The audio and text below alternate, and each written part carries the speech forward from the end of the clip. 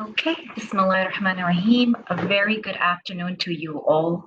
My name is Sabika Shaban, and I'm delighted to welcome you for the kickoff session for this student workshop series by the College of Islamic Studies, or CIS, at Hamad bin Khalifa University. As many of the returning students may know, we conducted a number of workshops over the previous year, specifically the one over the summer on turning your thesis into a publication that was run by Dr. Alex Cairo and Dr. Frank Peter, and a full program during the academic year on academic research and writing skills. We use these opportunities to also ask our students, what were they looking for as we explore this platform? After all, at least in CIS, on Wednesdays, they've been specifically set aside for our public events as well as development workshops. One of the most popular responses we received from students were on the very topics that we will explore in this series on life after graduation, specifically looking at the PhD route and the career route. These usually take over student discussions in the second year and most frantically in the last term before graduation. However, we've specifically timed the series at this time to ensure that you're relatively better informed on making decisions on life after graduation. So please take advantage of the specialists that will be delivering each of these sessions. Take notes for yourself, what apply to you and your direction, and we highly encourage you to ask questions. Before I introduce our speaker today, just a few housekeeping rules. You all have been muted on entry, so please do ensure your mics remain muted during the course of the workshop until it is time for questions and answers. The workshop will last until 7 p.m. with a prayer break as well as a break for questions and at the end of the workshop as well.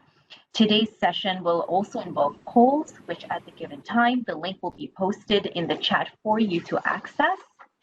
And when we do have a question break, please feel free to raise your hand, which is an option on your taskbar, and state your question. Alternatively, you can type your questions in whenever you like in the chat, and we'll make sure to have them read out whenever the opportunity arises. Last but not least, the webinar is being recorded and will be shared with all those who have registered. Our speaker has also generously agreed to share his slides after for your reference. All we ask for you is to please click on a survey link that will be posted at the end of the question and answer session, and it'll also be included in the email in which we provide all these resources. Without further ado, it is my absolute pleasure to welcome Dr. Tamer Elsayed, who will be talking about what does it really mean to be a PhD student. Dr. Tamer Elsayed is an associate professor of computer science at the Department of Computer Science and Engineering at Qatar University. He received his bachelor's and master's degrees from Alexandria University in Egypt and PhD from the University of Maryland. He's had an internship at Google, and after getting his PhD, he worked as a postdoctoral researcher at the University of Maryland and the King Abdullah University of Science and Technology, and as an applied researcher at Microsoft before joining QU in 2012. His main research interests are information retrieval and big data analytics. He's published more than 70 publications in top-tier journals and conferences, received 2 Best Paper Awards, and has an award-winning research team with him at QU. He's co-organized several workshops and evaluation labs, and he's a co-chair of the ACM Africa Summer School on Machine Learning for Data Mining and Search, also known as AFARM. He's awarded 3 NPRP research grants from the Qatar National Research Fund and leads an active research group that conducts research on information retrieval, big data, natural language processing, and applied machine learning with an emphasis on the Arabic language and social media analytics. So I've just seen Dr. Tamer's video go off for a second, so we'll just coordinate with him quickly to see if everything's okay, and he'll start off. So thank you.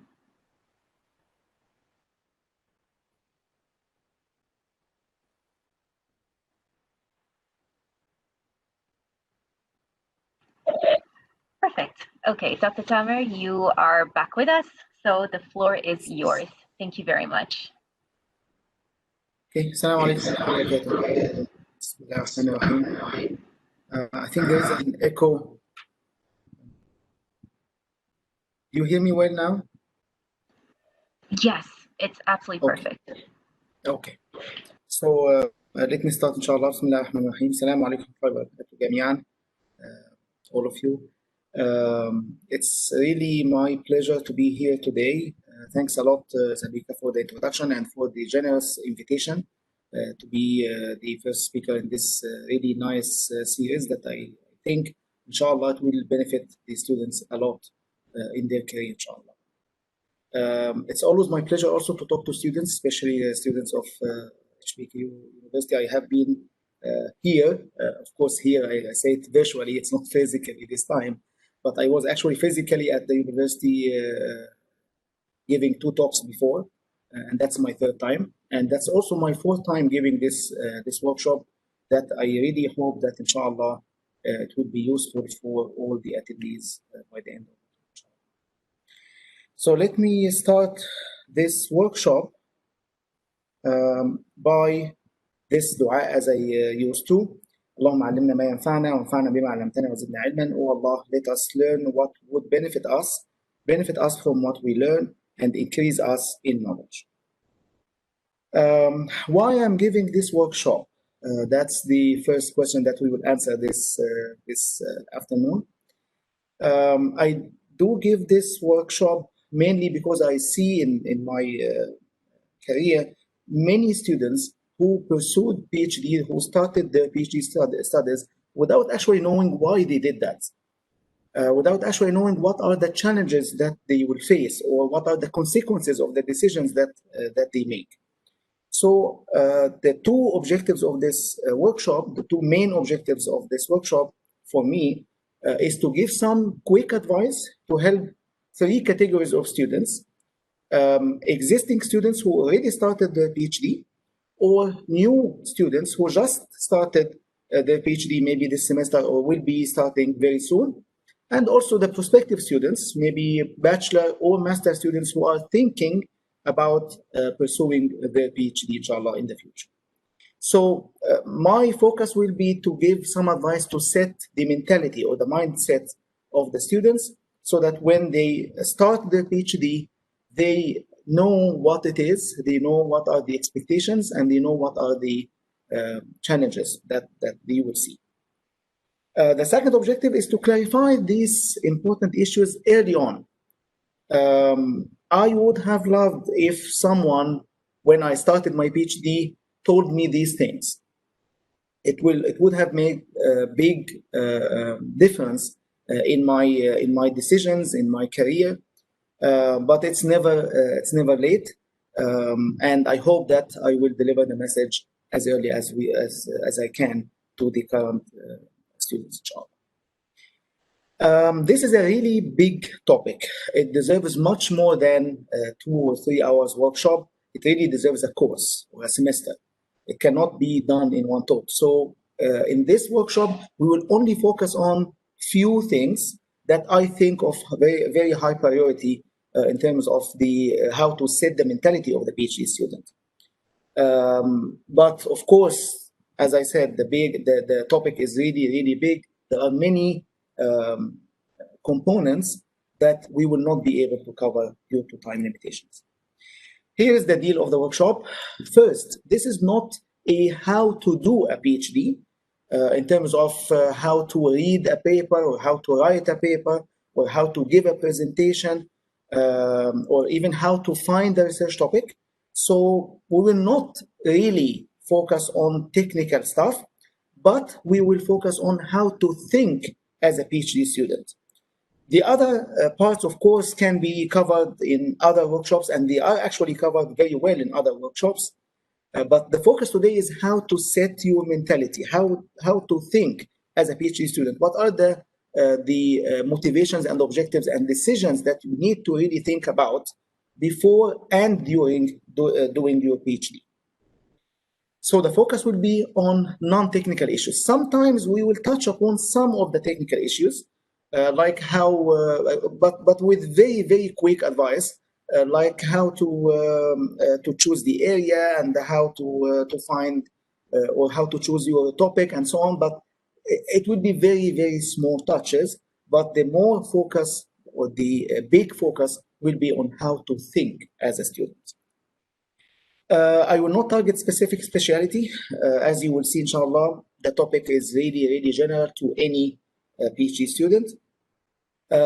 I hope that the talk will be interactive. Physically, I ask a lot and I get many questions in the classroom. This setup is a bit tricky to do that, but I will try to be as interactive as possible. I will ask you and I will let you know how you will answer my questions. And also, please feel free, as Sabika mentioned, please feel free to put your questions on the chat, and we will have 3 actually stops for question and answer sessions to take your questions, inshallah, at that time. I want to emphasize that what I will say today is purely personal opinion, based on my own experience. Some of them you might disagree with, some of them you might have other opinions. That's fine. I'm just giving my experience. And of course, feedback is very welcome. Every time I collect feedback from the whoever is attending this workshop, and I will, I try to make sure that I benefit from that and improve the next version of the workshop. So let's start our journey. Today I will cover 5 main questions. So the roadmap includes 5 main questions. The first one is, what is a PhD? The second one is why we should or shouldn't do a PhD. The third one is how to make the PhD really valuable, how to make the certificate that you will come up with at the end really valuable. And the fourth one is what is the most needed soft skills, or what are the most needed soft skills for a successful PhD, inshallah. And the last one is how to build a supportive environment for this long journey. So I expect you, or I hope that by the end of this workshop, that you at least think thoroughly about each of these questions, and hopefully that you will have some answers to these questions, inshallah. So this is the main objective of the workshop in just one slide. Inshallah, we will stop 3 times for questions. Once after the second question, answering the second question, another one after this, the third one of the third question, and the last one will be at the end of the workshop, inshallah. And at 5:45, inshallah, we will have a break for 50 minutes to make sure that we will do the merit prayer. So the first question that, inshallah, we will address and will cover today is, what is PhD? And we'll go very quickly on that because maybe many of you actually know, but I will make sure that you really understand what PhD really means. Of course, it's not finally defended as it's said. So what is PhD? Let's start from what is a master degree because we need to contrast both master versus PhD. So the master degree is fundamentally different. It's very different from PhD. Master is much, much shorter. It takes around 1 to 2, sometimes 3 years, but usually it is 1 to 2 years. Usually in the master, you go through or you study several courses. And in some cases, you don't even require to do any research. There are different types of masters. Some of them require doing research, thesis, and many of them actually don't require. Just take some courses, and once you are done with these courses, you get your degree. So the objectives in master are 2 objectives. The first one is to gain more experience in a particular area. So you go a bit deeper in one particular area in your major. And the second one, so the first one should be achieved for sure by master students. The second one, you might get it. So you might get introduction to scientific research. If you are required to do a thesis, then you will get introduced to scientific research, or actually, even if not, in some courses you might need to do a research project. So you will get some introduction to scientific research along the way. But it's not generally required to do research in your master thesis. So for the bachelor degree, you enter the bachelor degree as a high school graduate. You graduate as a bachelor graduate, for example, an engineer. You get into the master degree as a bachelor graduate. You come out of the master degree as an advanced engineer, or for example, of course, or advanced doctor or advanced historian or whatever. Okay, so master, you will not really go very deep. You will not work a lot on an area, but you get some more experience in one area. PhD is a completely different story. It's much deeper study. You work on a specific research problem in a specific area. For example, I'm a computer scientist. My area is computer science. And my specific specialty is information retrieval, which is the area behind building search engines. So one research problem, for example, here might be how to build the search engine that gets a title of news, a title of or a headline of a news piece or news article, and it tells you whether it's fake or not, whether it's fake news or not. So that's a research problem. So someone can go and do a PhD on that problem, which means that studying this problem, solving this problem in an effective way, and so on, and publishing the solutions about this problem. So you need to conduct several research studies, and you use research methodologies, of course, to do that.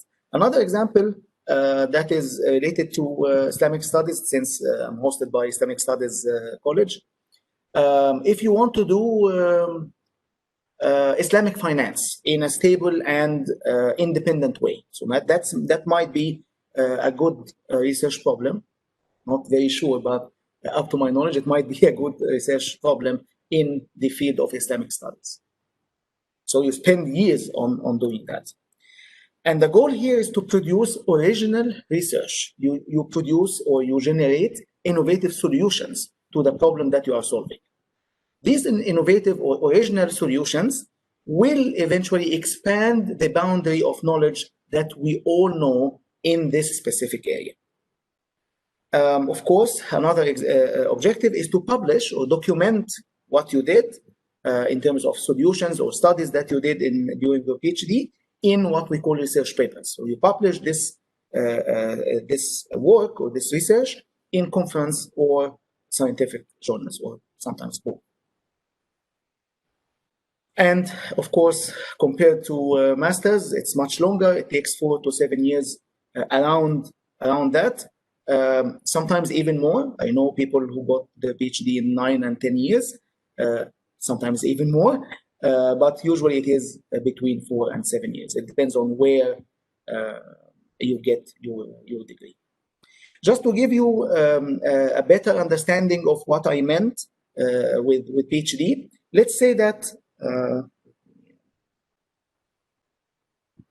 let's say that this whole circle, the area within this circle, represents the knowledge that we all know as humans. So that's the knowledge of humanity. Okay. Now the circle itself is the boundary of the knowledge that we know. So that's limiting. That's the limit that we know so far as humans. Okay. Now this blue and green area represent the knowledge that you get from your high school. You see that it is in all directions, so it's a bit general.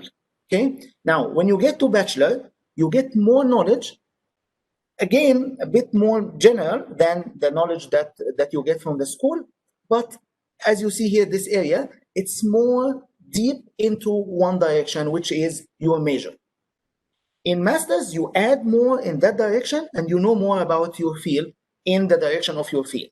Okay, so that light red area represent the knowledge that you get from your master degree. Finally, this dark red direction is the knowledge, or area is the knowledge that you get from your PhD, and you see that it's much deeper than the knowledge that you get from your masters. If now we zoom in the area that we touched, the part of the circle that we touched from our PhD, you will find that we just scratched the surface of our knowledge by doing our PhD. So our PhD will be eventually something like that, of course, relative to the whole knowledge of humanity that we all know. So we are just scratching the surface, but on very specific problem, on very specific area. So eventually, what we hope is that we push the limit of the knowledge that we all know after we are done with our PhD. So the PhD, by doing a PhD, you should increase the knowledge of humanity. You should push the limit a bit. Of course, with so many PhDs, all of us, all of the PhD holders, all of the innovators will push all together the limit so that this area will increase over time. So the bachelor or master graduates enter PhD program. Out of that, you will be an independent researcher. Independent researcher. Now, what do we mean by independent researcher? We mean a person who can identify problems, solve them or propose solutions to them, implement these solutions, and document these solutions. And of course, that will lead eventually to addition to the knowledge as we described on this circle. So that's the life journey of a PhD student in very few slides. Now, based on that, we can say fairly that the mentality of the PhD student must be really different from the mentality of the bachelor and master students, because the expectation of PhD students are much higher than bachelor and master's degree. Your goal here is to master your specialization. You propose new solutions, original solutions, and you should compete not only with your peers within your class or within your university or even within your country. You actually compete with all researchers, all peers working on that area all over the world. So the challenge here is much, much bigger than before.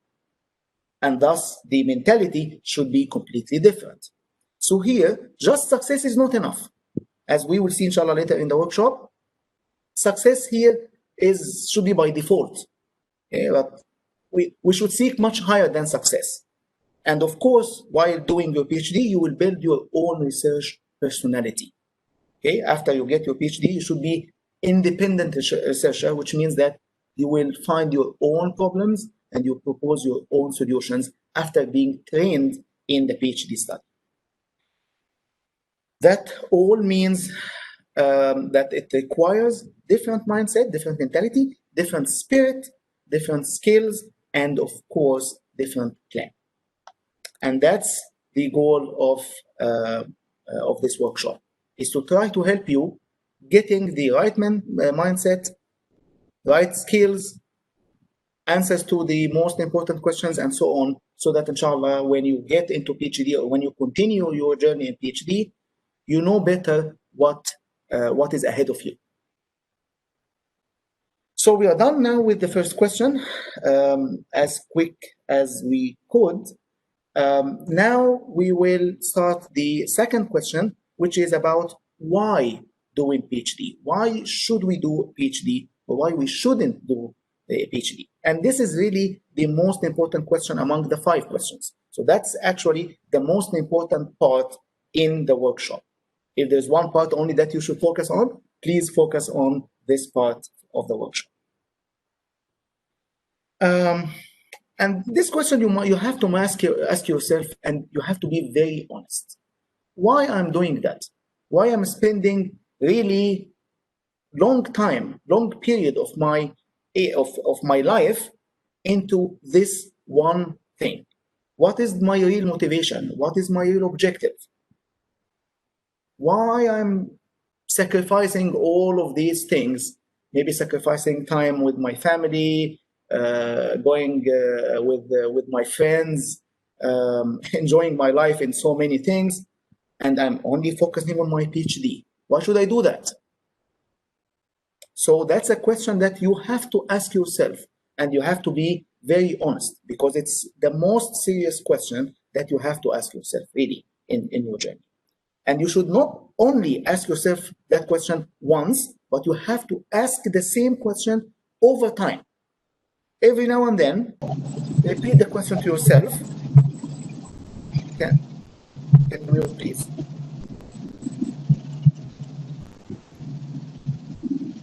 can you mute your mic, please?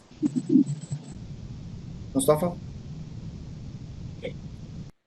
So you should ask yourself this question again and again, not only in the beginning, but every now and then. Repeat the question to yourself and answer it. And as I said, be honest. Now, I want you to give me an answer to this question now before I discuss it with all of you. So I need now your answers on this question. What is your biggest motivation behind doing PhD? Ask yourself this question now, and come up with one thing. What is the biggest motivation? Maybe you have so many motivations, but what is the most serious one? What is the biggest one? What is the strongest motivation behind your decision or your thinking of doing a PhD? Sabika, inshallah, will share this link with you. It's paulev.com/Tamer Elsayed. That's my first and last name, 681. So when you go there, you will be able to answer the question. I think it will ask you two questions. I think you can discard one of them and you say later for the other one, and then you move on and you will find the question and you will answer it. Now let me stop sharing this, and we will see together your answers live once you start to put your answers. Let me now share.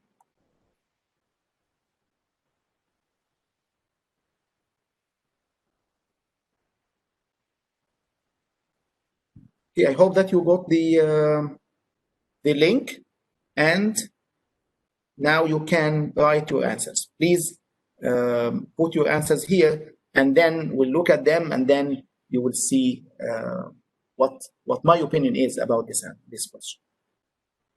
You can find, I think, the link on the chat now.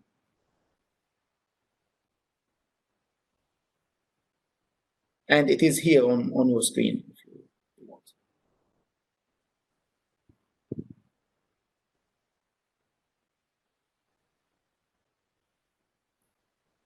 So I don't see any answer yet. I don't know if you are trying or not. Please try. Please think. Doesn't have to be perfect, by the way. There is no perfect answer. There is no perfect answer. So just give me your thoughts. Okay. So can you try now?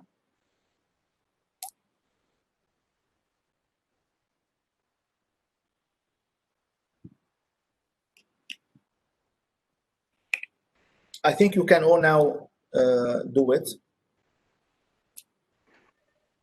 I think, Dr. Tamer, when we try to go to the poll link, it mentions that we're waiting for your presentation to begin. Yeah, it's on now. It's on now. I started to get answers. Okay, yeah. Perfect. Thank you.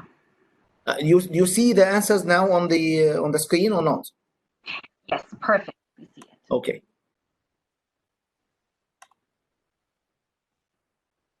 Very long answers. Please be short so that we can easily read them. Integrate engineering and biomedical solutions, specialist in your field, gain more knowledge, closer to perfect thinking, become a scholar in my field so that I can be a credible source of information, to become a good scholar, be beneficial for the society. Okay, all of them are really good things. Greater insight to the topic of our interest. Okay, become a lecturer. What else? I would like to go into academia. Okay, good. Give you one more minute to add yours.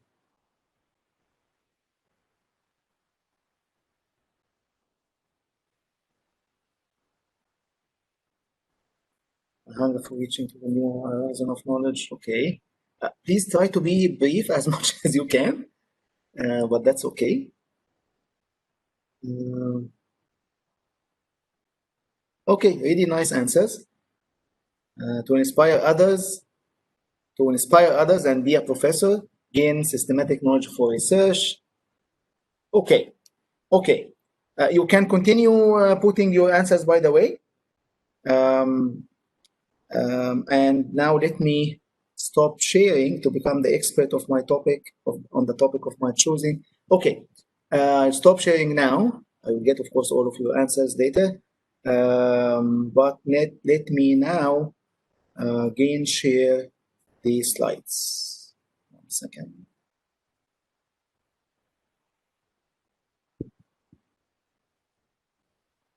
Okay, now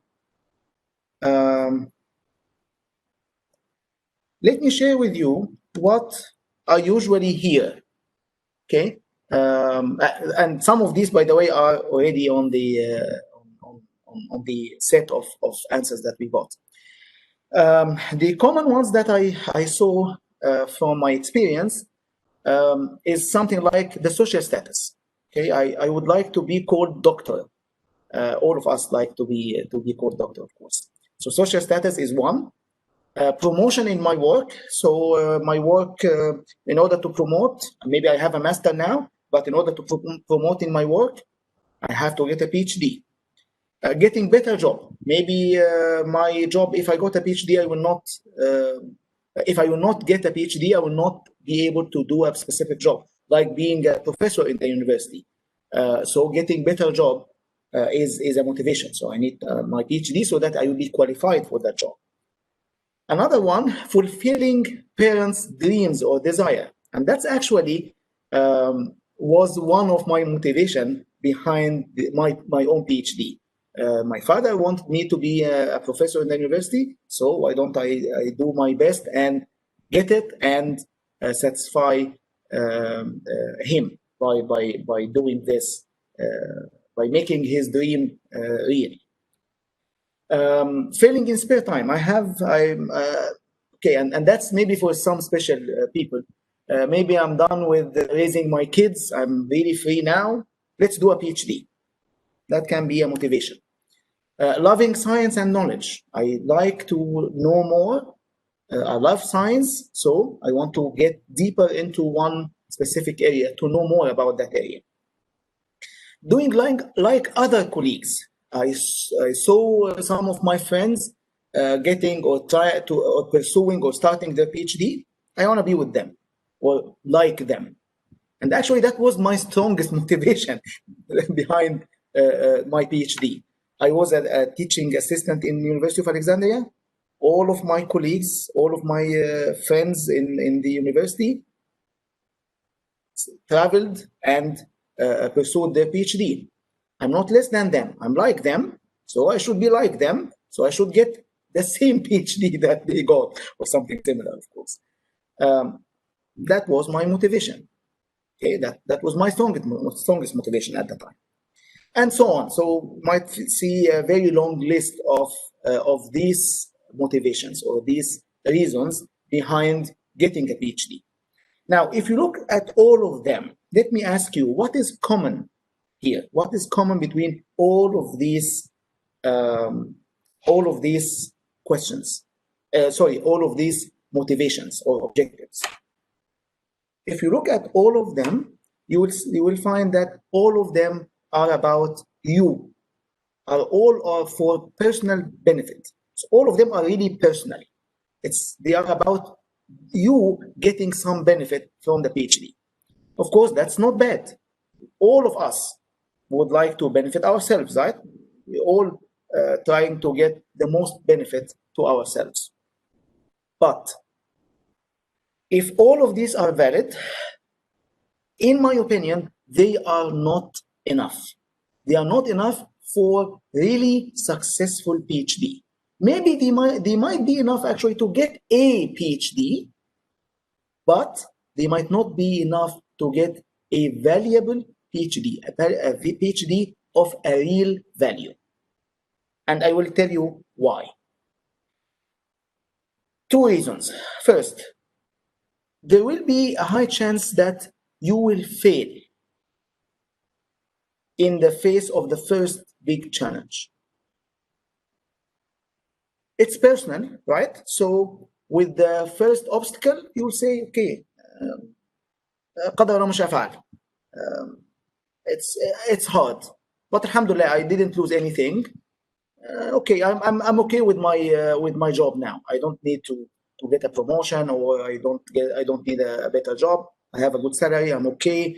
Now I can spend my time maybe traveling to Spain instead of studying PhD. So you will exit quickly. You will really exit quickly. Of course, you might continue, of course, but I'm saying that there is a higher chance that you will fail. Now, if you do that, then probably your PhD will not be of a real value. Why is that?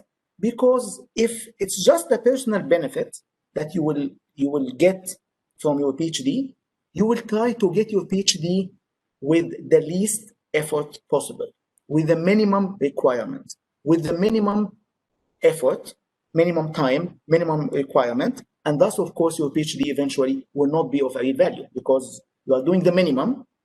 You are just trying to finish it, just to get the certificate, and just to put the certificate in the next step, maybe apply with the certificate or get the promotion that you need, and so on. So these are the two main problems. It would be easy to fail, and your PhD will not be of real value because you will do the minimum. So, in my opinion, the solution is, or it's better that you have much bigger objective. It shouldn't be only personal benefit. I'm not against personal benefit, of course. I told you, it was the first benefit is to be like my colleagues for my PhD. But of course, it was not the right mentality. I realized that a bit late in my PhD journey. Alhamdulillah that I realized that a bit late from my perspective. But personal benefit is valid, is probably valid, but it's not enough. You have to have much bigger objectives so that you really get a successful and valuable PhD. So you have to think outside yourself. You have to think outside yourself. Yes, you will get, of course, a personal benefit. You get a better job, you get a title, you get a social status, maybe you get promotion. Any of these, fine. But you need to really think outside yourself. How can you benefit something or someone or some people other than yourself? So the bigger objectives will be or should be for the sake of your community. For the sake of your community. What do you mean by that? When you get your PhD, you might be able to teach the youth, right? So maybe your objective should be, when I teach the youth, I should be a better teacher than the teachers that I saw when I was in school. So I will teach them in better ways. I will pass better knowledge or more knowledge in a better way to them. And thus I will contribute to better generation. So that can be a bigger objective. Or if I will do research, then I should benefit with my research. I should benefit my community with my research.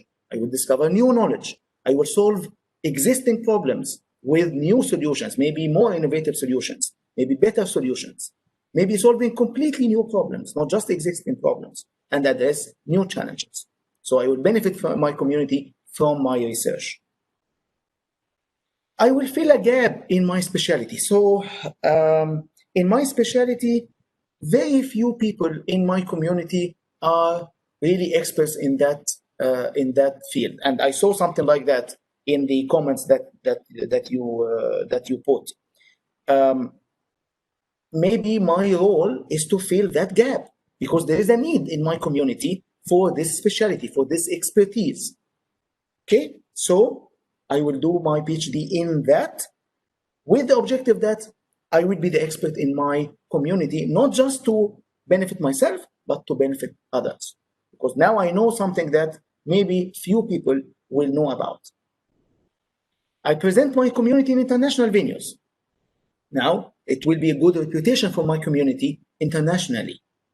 And I should be leading in an important field that will really help my community. More general way, I can say that I want to contribute to the prosperity or productivity of my community.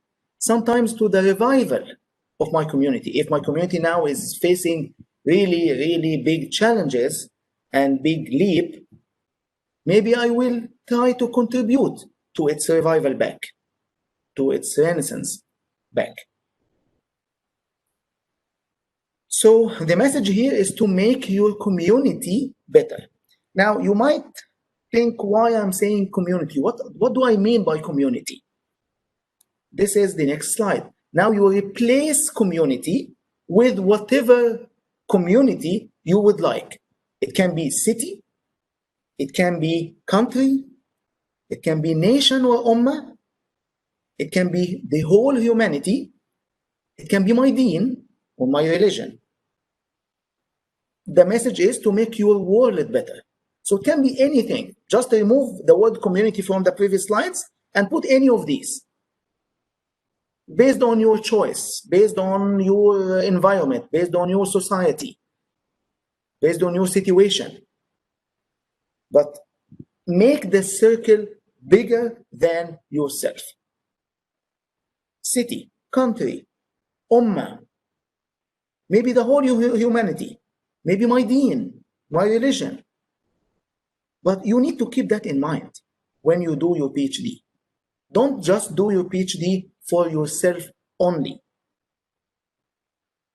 You might benefit yourself, but actually you might later think that the benefit that you get really doesn't require all of the effort that you put.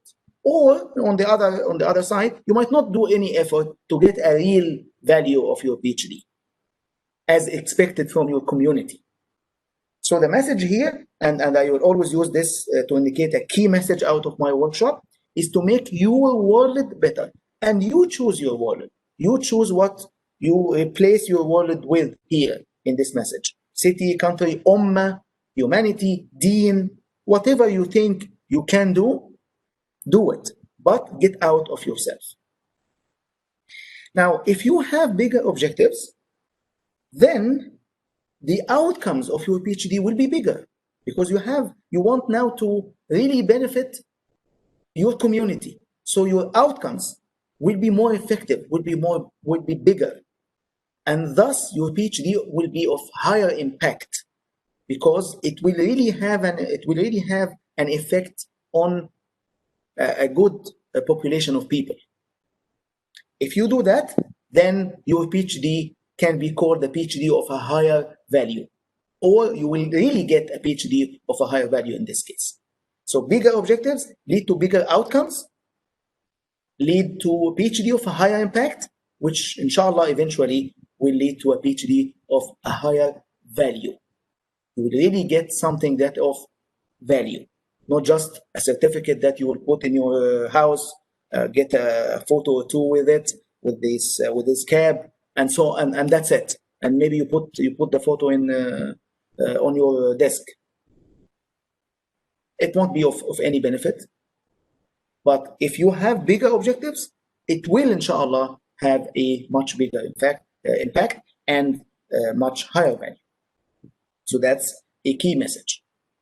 Shoot high, aim high for your objectives, especially for your PhD. Examples of bigger objectives. That's something that we already said. A field is important in my community, but it's not common.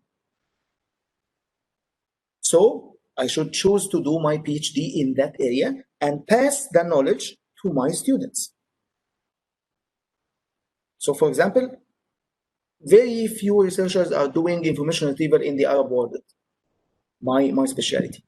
So let me do it in that area so that I can pass that knowledge that I think is very important to the students here, so that more and more people will benefit and more people will be experts in that field very soon, inshallah. Another example, very few female professors are in my community. That's for females, of course. Be a role model professor so that maybe you teach females and be a role model for them. So that's a bigger objective. Brain cancer is more common in my community. Let's do research on this so that I can benefit my community. I do research on finding a medicine for that, or contributing to a study that can eventually lead to a medicine for that, because it's really, really common in my community. So let me try to solve this problem. There are many disasters in our world or my region. Let's do research to help affected people. So try to find something that is lacking in your community, and again, put instead of community anything that you like, and try to address that problem or that challenge, so that when you do your PhD, yes, you will spend a lot of time and you will get degree out of it, but also you will benefit your community. My country has continuous cybersecurity attacks. That's a priority. Then I should do research on that. Well, at least that should be one direction. If, of course, I'm a computer scientist or something related to this, maybe that should be one of the directions that I should consider, because I need to help defend my country. In my area, for example, few studies are done on Arabic language. Don't work on Chinese. Okay, leave. Yeah. If you are Arab, okay. For example, I know that many here are not, but that's just an example. If I'm Arab and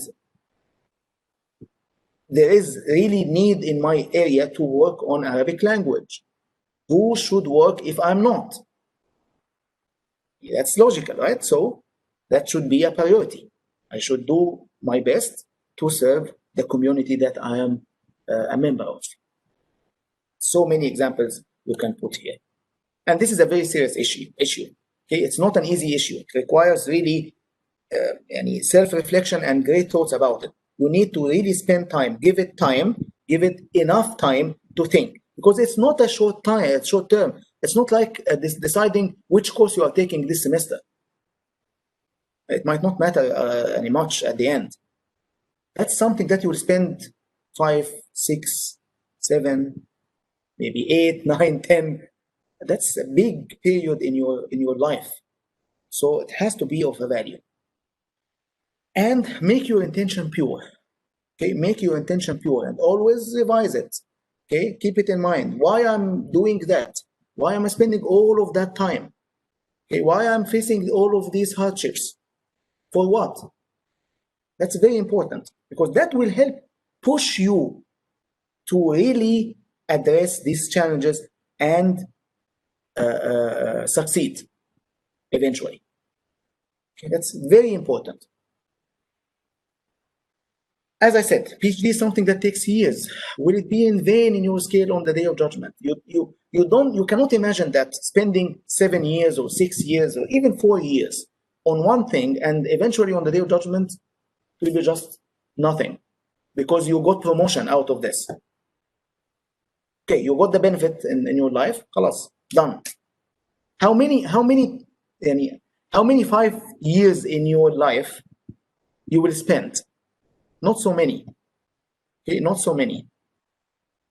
And actually, tell me, what is in your life, one thing in your life that you spend years on it? One thing. I don't remember, actually. One thing that I spend years on it, it's PhD. At least one example. So you have to do it in the right way.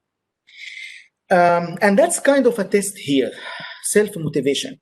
If you ever find that your supervisor is pushing, is the pushing force here, is pushing you more than yourself to do your PhD and to do progress on your PhD, then you have to rethink why you are doing that. You should not do that for your supervisor. It's not the PhD of your supervisor, it's a PhD of yourself. So if you ever find that he is pushing you a lot, is asking you a lot about your progress, then that's an alarming sign. Okay, that's an alarming sign. So you must, in this case, reconsider your motivation and ask yourself why I'm here. Why I'm here? If I'm not self-motivated, what's the point? I'm not doing the PhD for someone else. Okay. So strong self-motivation is a prerequisite to succeed, to sustain in this long journey. I would say long and hard journey. And I'm not trying here to push you away, by the way.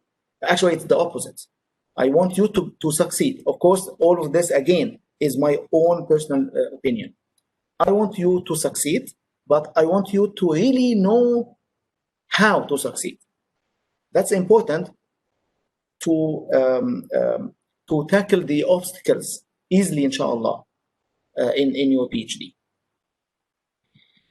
And it's a big responsibility. If after your PhD, if you got your PhD and it happened that you will be, for example, a university professor, yes, it's prestigious, it's nice socially, but it's a very big responsibility because you will be a teacher of future generations.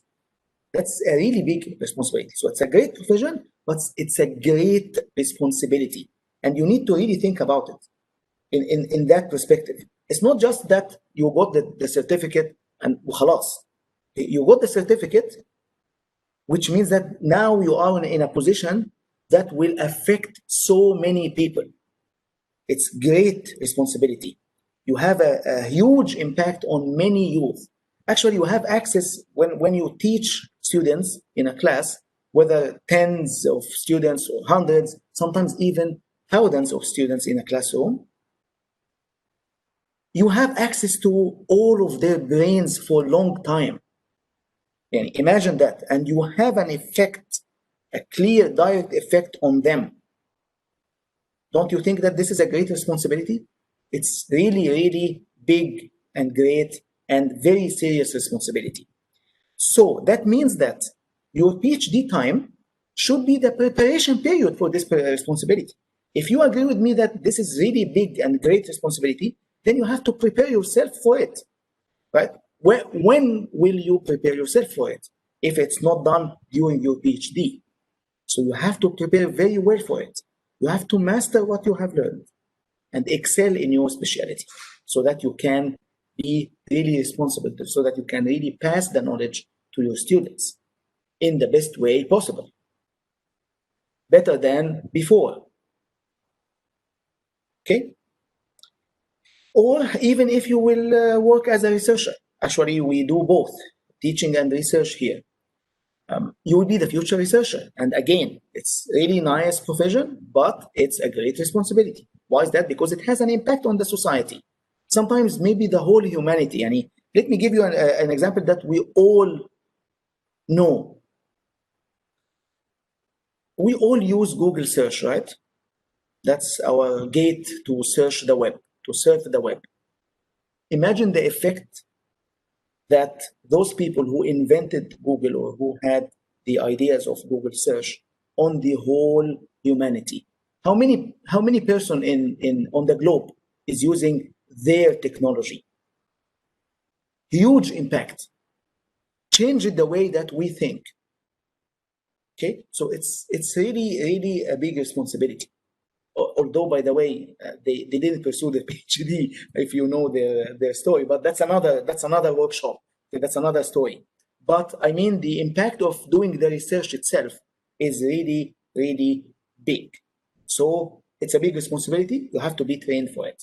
You have to be prepared very well. You have to be prepared very well now. If you get your PhD, unless you are not, you are in the sea. Okay. You have to swim. Learn how to swim before, during doing your PhD, which means that you have to excel. You have to be very well prepared.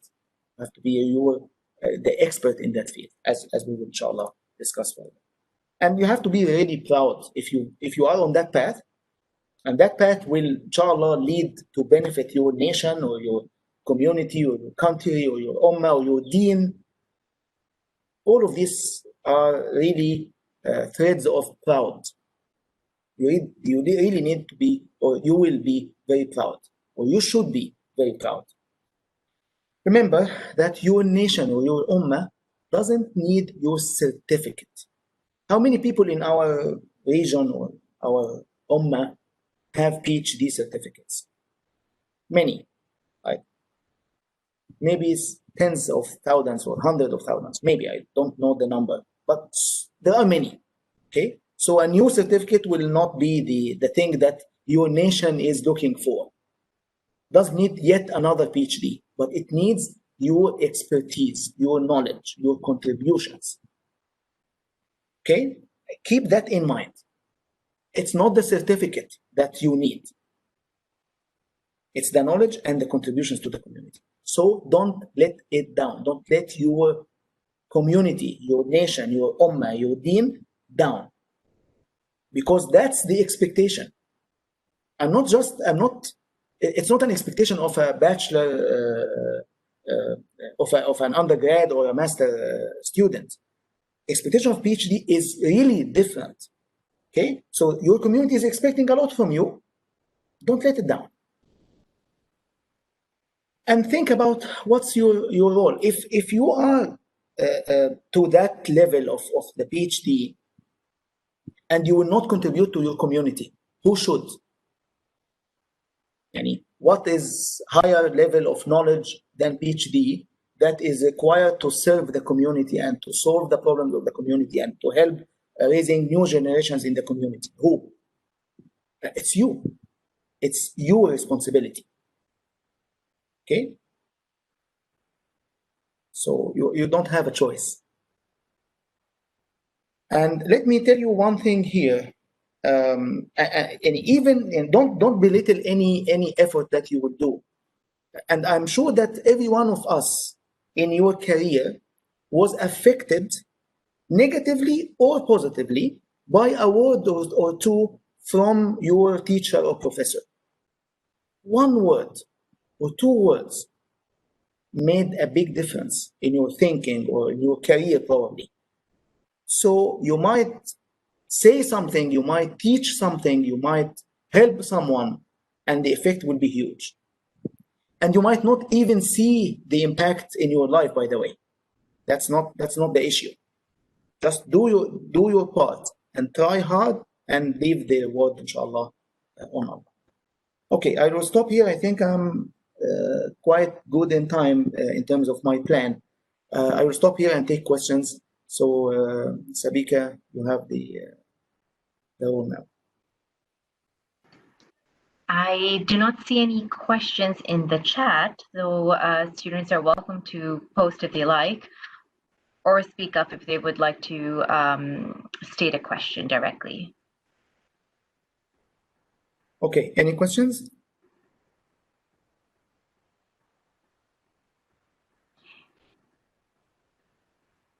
It seems that there's no questions, so... Sometimes that's good, sometimes that's not good. I cannot see the faces in class. Yeah. May I ask, Doctor? Sure, go ahead. Okay, so my question is that if we already have our biggest motivation, what if we didn't have the support from people around us, for example, our family, our partner? So how do we gonna deal with that? Right? Yeah, that's my question. We will talk about the supportive environment towards the end of the workshop, inshallah. So I will touch upon that. But let me give you a short answer now. Just do your best. You cannot control everything around yourself, but you control what you can do. And we cannot guarantee that everyone around us will support us and everything will go in the way that we are hoping. But we are required, so we are not actually required to guarantee that, but we are required to do our best. Okay, so just try your best, try to communicate this, and I think that's a key message here. And I will talk about it, inshallah, in that part of the supportive environment, that you need to communicate your motivations and objectives to your family. If you are talking about your family in particular, you need to communicate that as early as possible.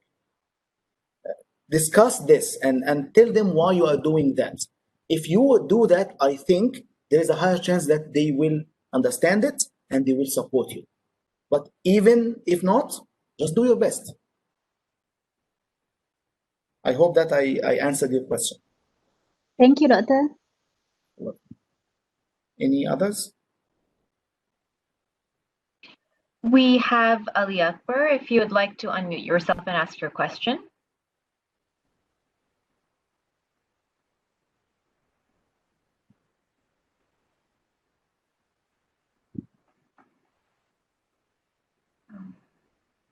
So, Sabik, are you calling on someone?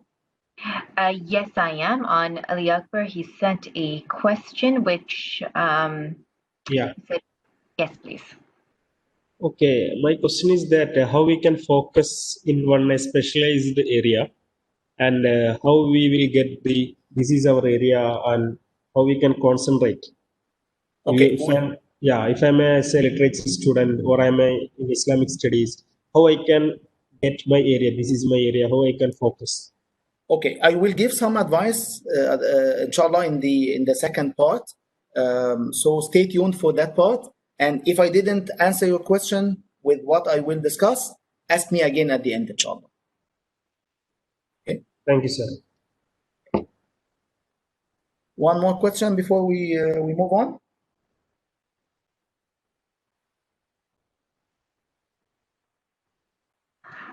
I see no additional questions, so we may proceed.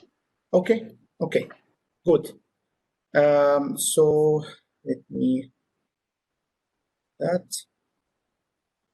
Okay, so now we are done with two questions. What is PhD? And I hope that I made it clear the difference between PhD and master's. And the second question, which is the most critical one, is why doing PhD? Now we will switch to the third one, which is how to make your PhD really valuable. We'll talk about areas, courses, topics, priorities, and quality.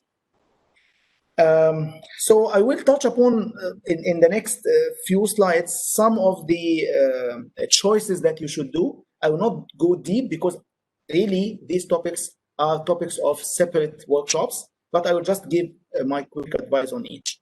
First, about choosing the area. Try to choose the area of research that you would do your PhD in. Try to choose as much as you can, of course, based on your field and your domain, practical and applied specialization, something that you will see a product or outcome from. And you can see that the community will use it or will benefit from it.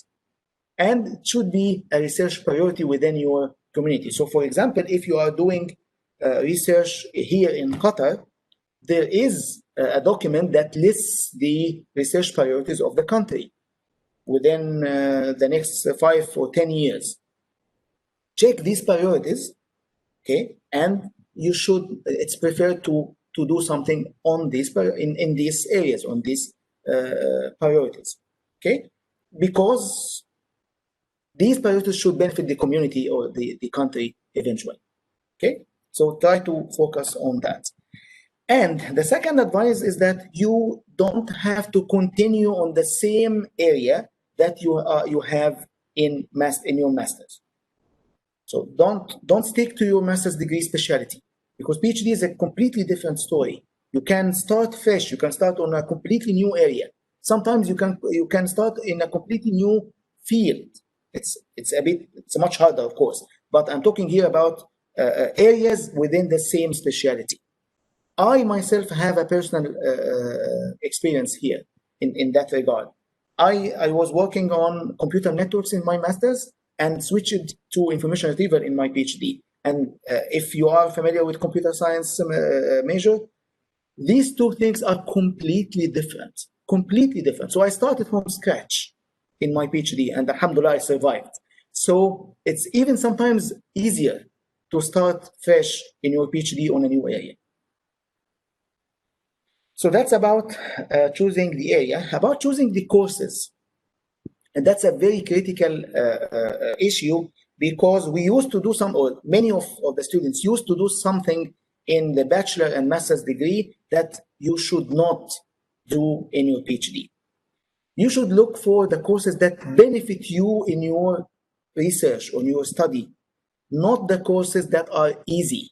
So no matter how hard the courses is, take them if they benefit your study or your field. or your PhD or your research. Okay, so look for the most beneficial courses, not the easiest courses. You are not targeting a high GPA here. It's not a game of grades at all.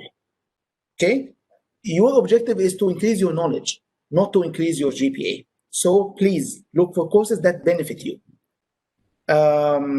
Again, not what raises your GPA.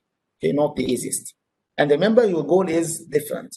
GPA is no longer a priority. It was a priority in your bachelor, might be a priority in your master's, but by all means, it's not a priority in your PhD. I have never seen a researcher that says that I got 3.9 GPA in my PhD.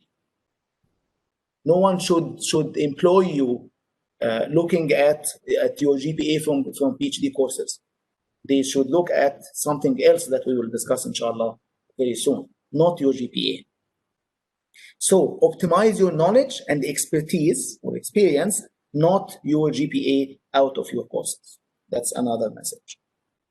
About choosing research topic, specific topic that you will work on, not area. Now we are within the area. We want to choose specific topic or a problem that I would work on. That's one of the toughest decisions in your PhD. This one specifically really needs a whole workshop to think about it and to give you really complete advice.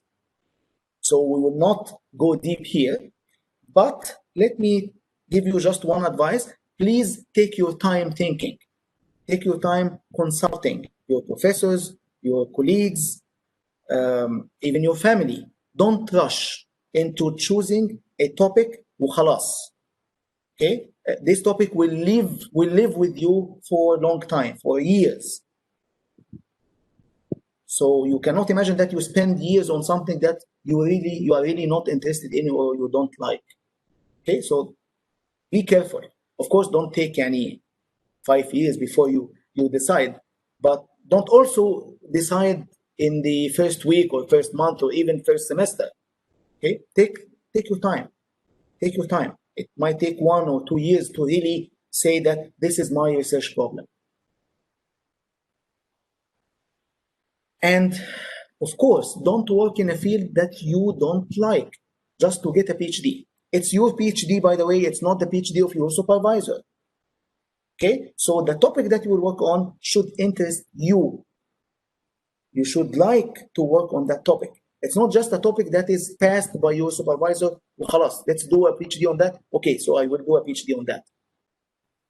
It's not like that. You should be interested in the topic that you are working on, because simply or logically, because you will spend a lot of time working on it. How can you spend a lot of time on something that is not interesting? That will be very boring. You will fail very easily. Okay, that's logical, right?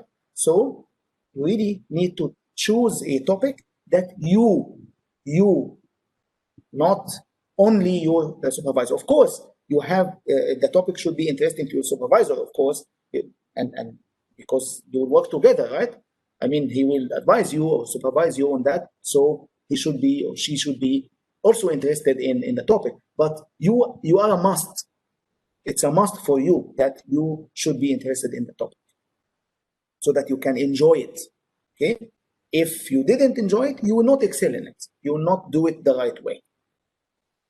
And the target of PhD students should be seeking excellence. Remember, okay? So it should should never seek only success. That's why I said before that it's not only about success. It's about excellence. It's about being distinguished in your specialty. Not just success. So it's not just that I want to pass my courses with at least B and publish any 2 journals minimum. No, you should seek excellence, not just success. Now, what does excellence really mean here? It means the following: to conduct world-class research that by which you will compete with researchers in your field at the international level. which means that you have to publish your work at what we call reputable venues. And we will discuss what we mean by reputable venues. But you can think of it now as good venues. Venues for publications, I mean like conferences, journals, and so on. Okay? You will need to compete internationally. So when you do, if you are in an experimental field, for example, you have to do your experiments and compare your results with the results of others all around the world. Well, you compare your results with the best solution for that problem. Or you are doing a study. You have to compare your outcomes with the best study that is done on your topic. Not any study. There's a big difference between comparing with any and comparing with the best. Why we should compare with the best? Because we want to push the limit of knowledge. How would you push the limit of knowledge if you didn't get something better? If you didn't know more? You are repeating something that was done before. Okay. You shouldn't spend years on that. You can read what they did. That's it. So the goal here is different. And excellence is not an option. To us, excellence is not optional. And here is the reason. إن الله يحب إذا عمل أحدكم إن الله يحب إذا عمل أحدكم عملا أن يتقنه. God loves if one of you does a job to master it, not just do it. إن الله يحب المحسنين. God loves those who perfect their work, not who did their work وخلاص, who perfect their work. إن الله كتب الإحسان على كل شيء. God has prescribed perfection in everything. Okay, so excellence is not an option. It's not optional.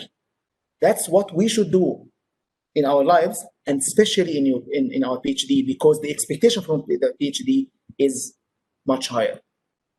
Okay, because I want to really to do something that is valuable to my community, that will be beneficial, that will help my community being better, getting better. Okay? So I have to excel in what I'm doing, not just succeed in what I'm doing. There's a big difference. Now, what do we mean by reputable venue?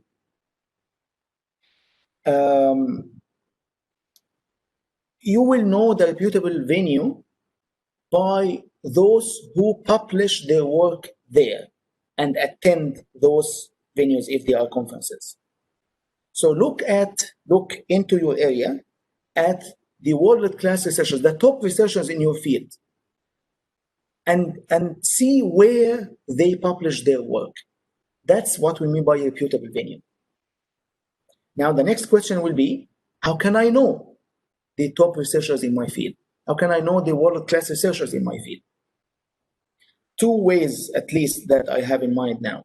The first is that you can ask your supervisor.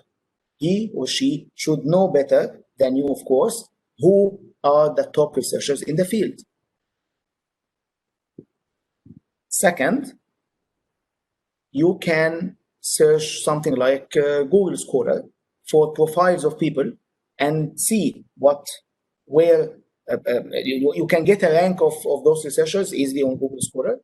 And if you click on the field from any profile, then you can get kind of a list of researchers, ranked researchers in that field. Go and check their profiles. There are many ways, of course, other than that, but these are at least two of them. In these venues, you will see so many people attending from all over the world, international attendees, okay?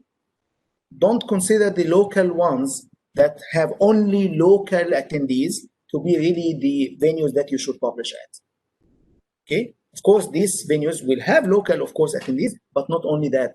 The most important body is the international attendees. Those are people who travel to go there, okay? Spend time, money, and effort to go there. So that should be, so They go for something that really deserves their time and money. Of course, I'm talking here about conferences mainly. You will see crowded parallel talks because there are lots of good talks, and all of them are crowded because so many people are interested there. And one of the most important point here also is the low acceptance ratio. So that's the ratio or percentage of papers or publications that are accepted at that venue. In my field, for example, the acceptance ratio is between 15 and 25. Okay, so let's say on average it's 20%. Okay, 20%. That's considered really low acceptance ratio. Okay, you should not look at venues that have 50% acceptance ratio or 75% acceptance ratio. 20% acceptance ratio means among every 5 papers sent or submitted to that venue, that conference or that journal, only 1 is accepted. So that's really, really tough competition, which means that whatever is published there will have very high probability to be really of high quality and high benefit. So that's the real measure. That's really the real measure, and that's where you should build your reputation. Now back to the original question, what will be the value of your certificate eventually?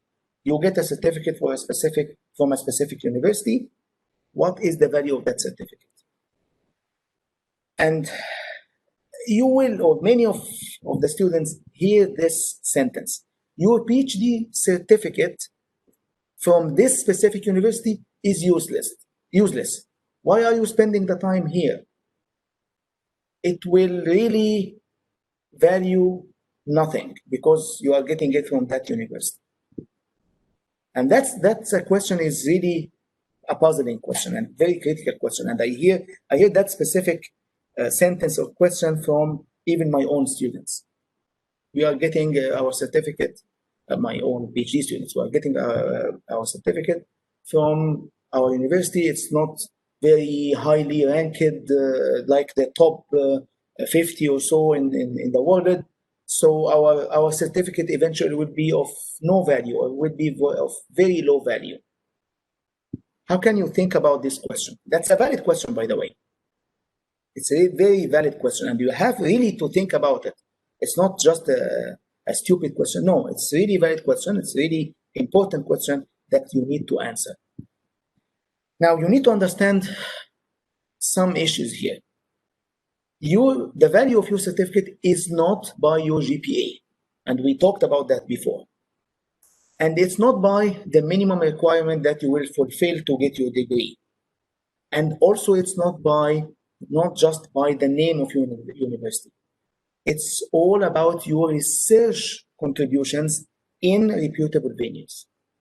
If you manage to publish your work in reputable venues, in top tier venues, in best venues, whether they are conferences, depending on your fields, of course, whether they are journals or conferences, then this is the real value of your PhD, not just the name of your university.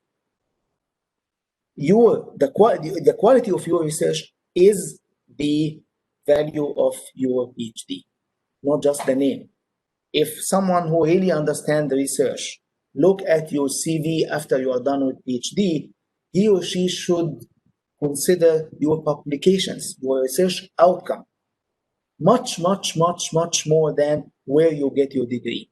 If you show that you are publishing, even if you are in University X that is unknown, if you manage to publish your work in venues that are really well known and they are top venues in your field, then this is a sign about your quality of research, which means that your work in your PhD is of high value. So it's not by GPA, not by the minimum requirements that you should do. I don't think that, okay, my university is asking me for 5 journals. If I do these 5 journals, inshallah, alhamdulillah, alas, I'm done. It's not about numbers, okay? It's not about the name of your university. It's about the quality of your research. So it's also about your knowledge. The quality of your research will be reflected in your knowledge and expertise in your topic and field. And it's also about your ability to communicate your research to your peers. That's why I always encourage my students to give talks, give presentations, even travel to present their work in international venues, conferences. Because that will train you on communicating your ideas to your peers. And this ability will give you a really good reputation and will give value to your work. There are so many other related things, but these are, in my opinion, the most important things. The quality of your research is what you need to make your certificate valuable. So the value of your degree is the value of your research. Now the next question is whether we should target quantity or quality. I kind of answered it, but let me emphasize it again. One paper, in my opinion, one paper published in a reputable venue is much, much, much better than 10, 20 of research papers published in conferences and journals that no one knows about. Period. So it's not about the number of publications. I once heard a PhD graduate saying that I have 17 journal articles at the end of my PhD. Okay, how many of them are published in really reputable venues? Zero. Really zero. Then the value of your certificate is similar to that. It's not by numbers. By the way, you can publish anywhere. Don't worry about the numbers. You can really publish anywhere. I mean, anywhere, any venue that no one knows about. Is not well known. You can publish there, but that's not the measure of the quality of your research. The measure is the top venues. Why we are targeting that? Because in the top venues there will be a rigorous review process that will, with high probability, will guarantee that the quality of your work is of high standard, which means that it is more beneficial in your field. So that's the real measure. I'm not, as you see, I'm not getting deep here on how these things can be done, because that will depend on your domain, probably. But the general concept is important. Taking these ideas and thinking about them, I think, inshallah, will be of value. So remember, quality, not quantity. The value of your degree is not the number of your publications at all. And you need to master your research topic. So you need to really go deep into your research topic to the extent that you will be more experienced than your supervisor. And I need to explain this. How come? How come I can know more than my supervisor, who has very long history of research and very large experience in the domain? How can I be more experienced than him or her? Of course, you will, by the end of your study, be more experienced than him or her, because you are focusing on this specific problem.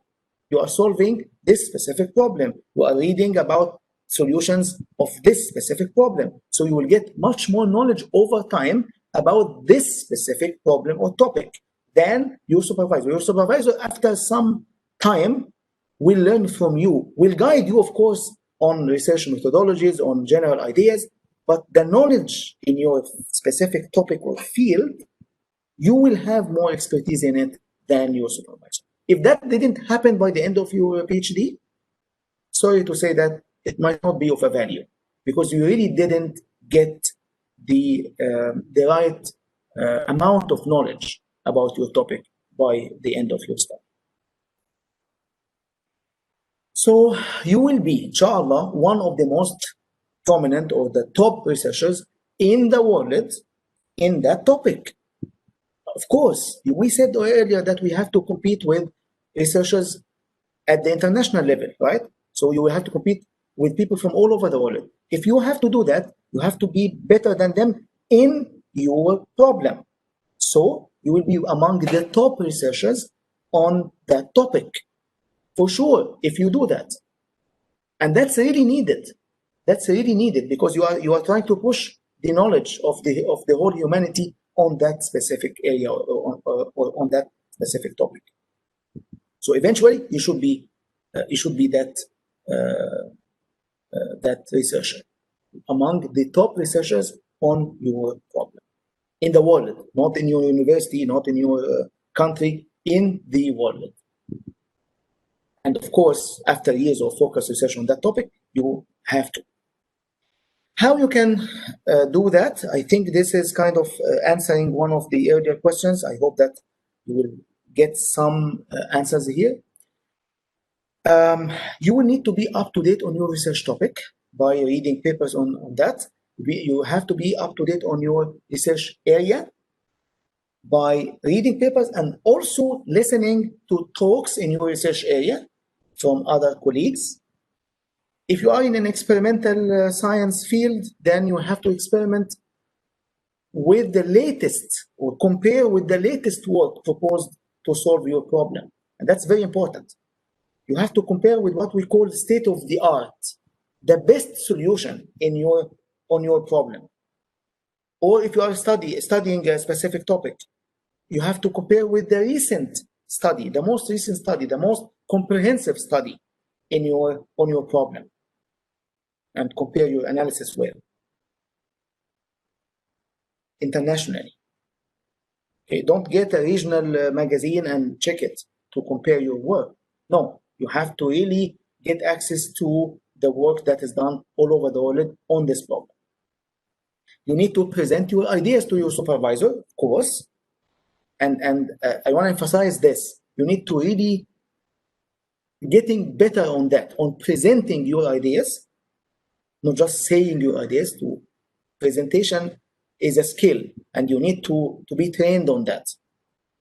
You need to present your ideas to your supervisor, your colleagues, not just your supervisor, your colleagues, and your research peers in conferences. Get used to give talks whenever you have new ideas, whenever you have papers accepted. Go and give talks about your work, or even present existing work, just to of course get up to date on that topic and be trained on how to present ideas. Of course, publish novel work in accredited venues. We said that before. Try to be a reviewer in these venues, and your supervisor should help in that.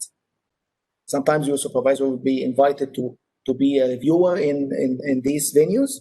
He can, sometimes it's allowed also to do what we call sub-reviewing. So to allocate or to give you the paper to just give feedback and to train you on how to do a critical reviewing or critical thinking about someone else's work.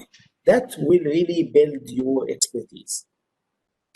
Another thing that you can do also to master your topic is to teach tutorials or workshops or courses. Whenever you learn something new, let's say you learned something about a new topic in your field or new software in your field, or new technology in your field, go and give a talk, give a tutorial on that. You will benefit others, and you will be trained, and you will also benefit yourself. And that's something that sometimes I do when I want to learn in a new field in my major. I propose to teach a course on that. I don't have the knowledge yet, but I will force myself to get the right knowledge, because it's a responsibility in front of the students to get the right knowledge and excel or master that knowledge so that I can pass that knowledge to the students. So sometimes pushing yourself to do this will benefit you, of course. And there are many other ways, but that's what I have in mind. And I repeat that again, enjoy your research. Never act as an employee. Never go to your area where you do your PhD work saying that, okay, it's inshallah, it's just 1 hour and I will be gone. Ya Rab, it's 30 minutes and I will be at home. Don't act as an employee who will go at a specific time and who will leave at a specific time. Of course, managing your time is very important, but I don't mean that you should not have a good schedule. But I mean that don't act as if it's a burden on you. Enjoy what you are doing. If you are not enjoying what you are doing, maybe you should stop your PhD, or you should change your topic, because you will not excel in it. You will never excel in something that you don't enjoy.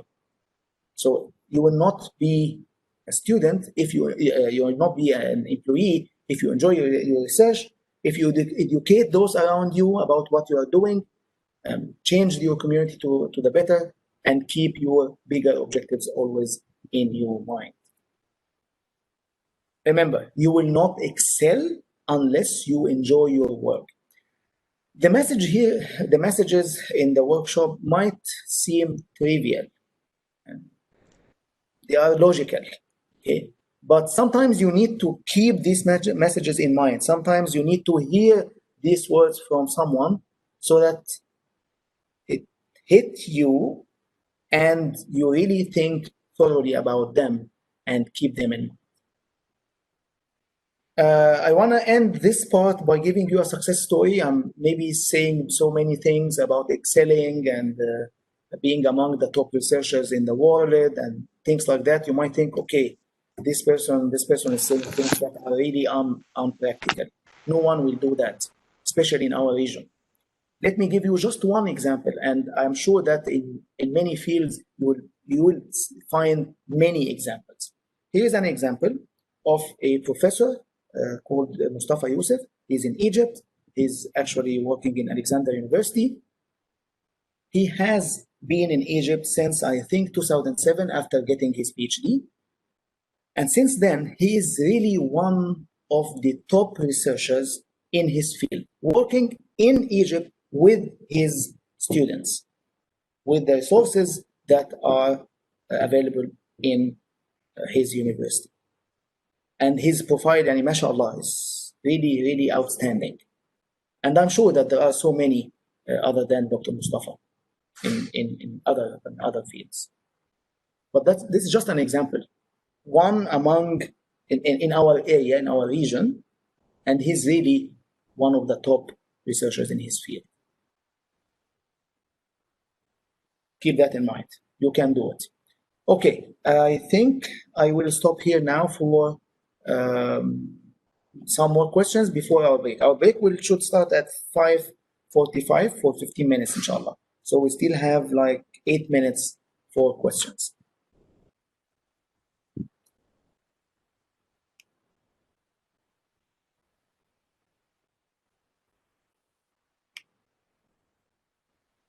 So Sabika, do you see any questions? I do not see any questions in the chat, and I don't see anyone's hands up. Though I was sent a question early on, and you can choose to answer it now or later, as you wish. The question was, would you suggest that after one finishes their master's degree to take a break, gain some field experience and whatnot before starting a PhD, or should they dive right into it because they're still in that academic environment and so there's less that transition to make? Okay, that's a great question. In my opinion, if it's possible to get expertise after you are done with your master, if there's an opportunity to do some research before you get into your PhD, I think that would be much better. You will know more about research. You will get into PhD with good knowledge about what research really means. We didn't say anything about that here, but if you have this opportunity, I think that would be much better than getting into PhD right after your master. And mashallah, in Qatar here, with the research funding that is coming from QF, from QNRF, there are many research projects going on. And you might find, inshallah, with a high chance, a good research assistant position, and you can really start doing some research, or at least exploring some areas that you might focus on in your research, in your PhD. So I think the answer is yes. If you can, please do it. Thank you. There's a question in the chat from Jamila asking, how far along into a PhD is it not advisable to change one's topic? Good question. It depends on the standard in your field. So let me give you my opinion from my major, from my domain. And for example, in the university that I got my PhD from, the average was 6.5 years. I got it in 7 years, but the average was 6.5 years. So in that case, if the average is 6-7 years, probably you should not change after 4 or 5 years. That would be really hard. Changing after 1 or 2 or maybe 3 years relative to that 7 years might be okay. I myself changed my area completely after the second year. And I spent 2 years working on the first area, my master's area, and then I switched it completely after the second year, starting from scratch. Okay, so you can think of my journey as doing my PhD in 5 years actually, because the first 2 years didn't benefit me much in my study, or it was not on my topic. So I was able to switch after 2 years.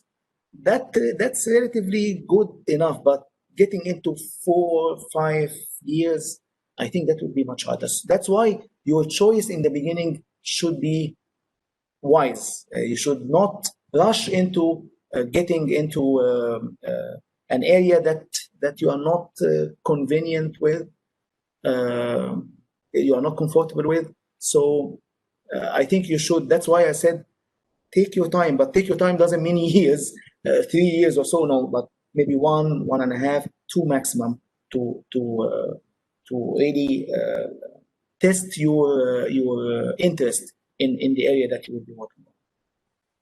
I hope that I answered your question. Yes, thank you. And again, I'm not seeing any more in the chat, nor am I seeing any hands up at this point in time. Okay, so we still have 3 minutes. Maybe someone, okay, I see someone asking here. Yes, the question is how to keep our stamina at the highest level for 4 to 5 years. Working too hard for a long time could get us frustrated quickly. How to strike that balance? Okay, that's a great question, and I will cover it probably in the third part when I talk about supportive environment. So it's very important that you have really supportive and positively supporting environment around you. We'll talk about that inshallah in details. But one point that I covered already is that you enjoy what you are doing. For example, I enjoy programming a lot. I like programming. I can spend maybe nights without sleep doing something that I like, solving a programming problem. Yes, it will take time, but because I love it, I'm really interested in it, I want really to achieve in it, I will push myself.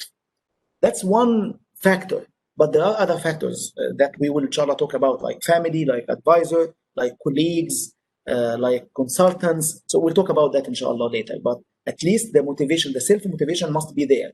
And the self-motivation will come from something that you are interested in, that you are enjoying.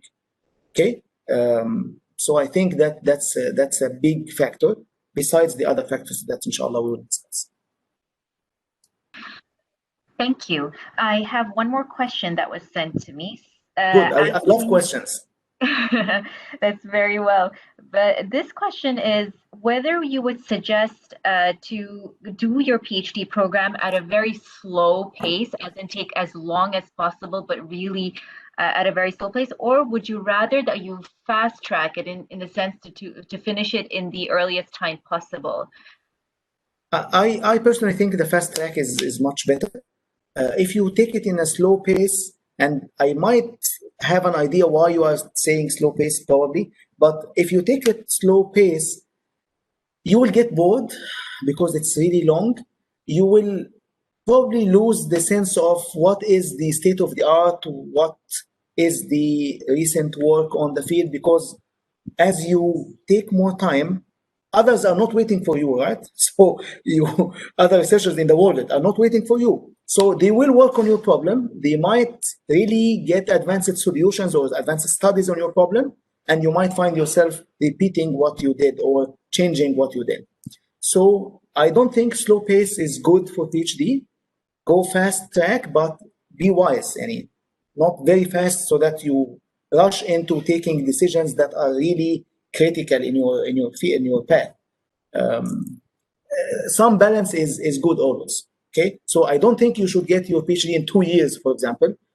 By the way, some very smart people get it in 3 years and 3 years and a half. But usually it takes 4, 5, 6. That's the right I think period, so that you even get really good knowledge and good training for what will inshallah come in the future. Thank you. I see one more question in the chat. Do you have tips to choose our supervisor? Sometimes they may be very good at their topic, but the relationship between us may not be as good, or his way of supervision may not suit us. So what was the first part of the question? That would you have any advice in choosing our supervisor? Of course, that's a clear part of the next part of the workshop, inshallah. So I will clearly answer this question, inshallah. Stay tuned. Perfect. On that note, it is 5:46. Yes. If you consider it timely, we could break for prayer. Yes. And return back in about 15 minutes yes. at 6 o'clock. Yeah, sure. Inshallah. Okay, perfect. So we will break now and we will regroup in, it's 5:47 on the clock for me. So we will regroup at around 6 o'clock and continue with the last part of the workshop. Thank you so much. Thank you.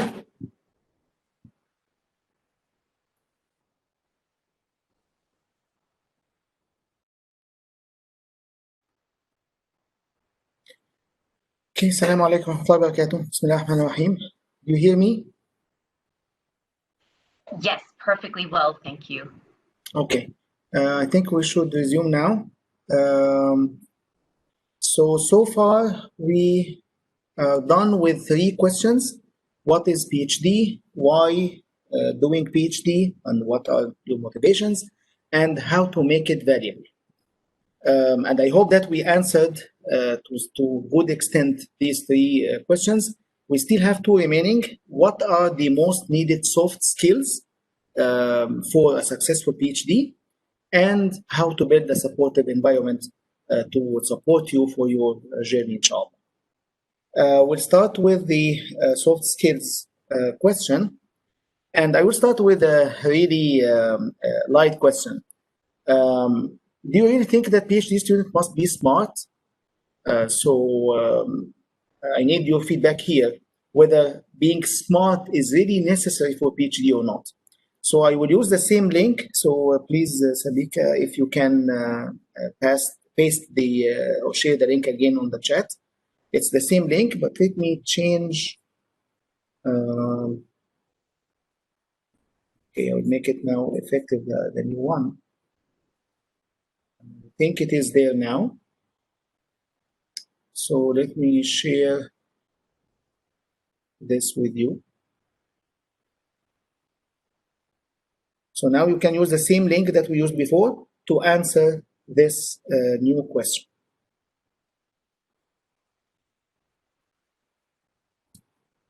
So is being smart necessary for PhD? Yes, sure, absolutely not, or maybe, but not necessary.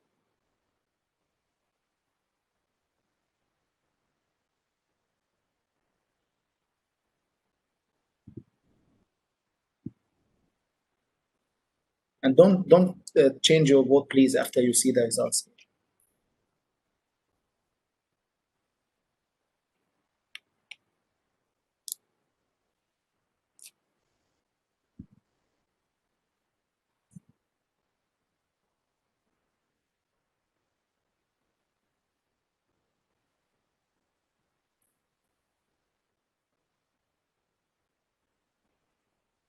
Any more? So I see like 9 only participated. Can you please participate and tell me what you think is being smart necessary for PhD? Use the same link and you will find the poll there. So far 6 said, okay. Now we have 10, so I can say percentages. Now we have 11. Okay, so like so far, okay. Okay, so then I should wait for maybe 1 minute for you to finish. So I see more votes now.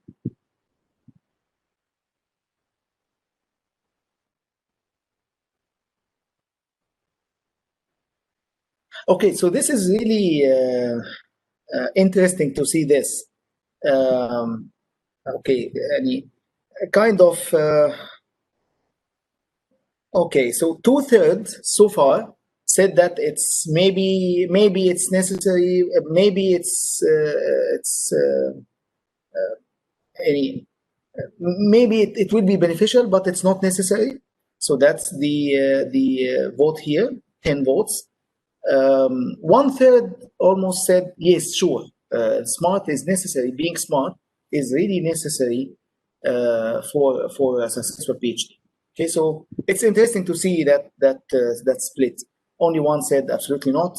So it's not needed. So I might count him or her towards this part. So it's like 66% saying maybe, and 33% saying yes, sure, it is necessary for PhD. Okay, now let me stop this and get back to the slides.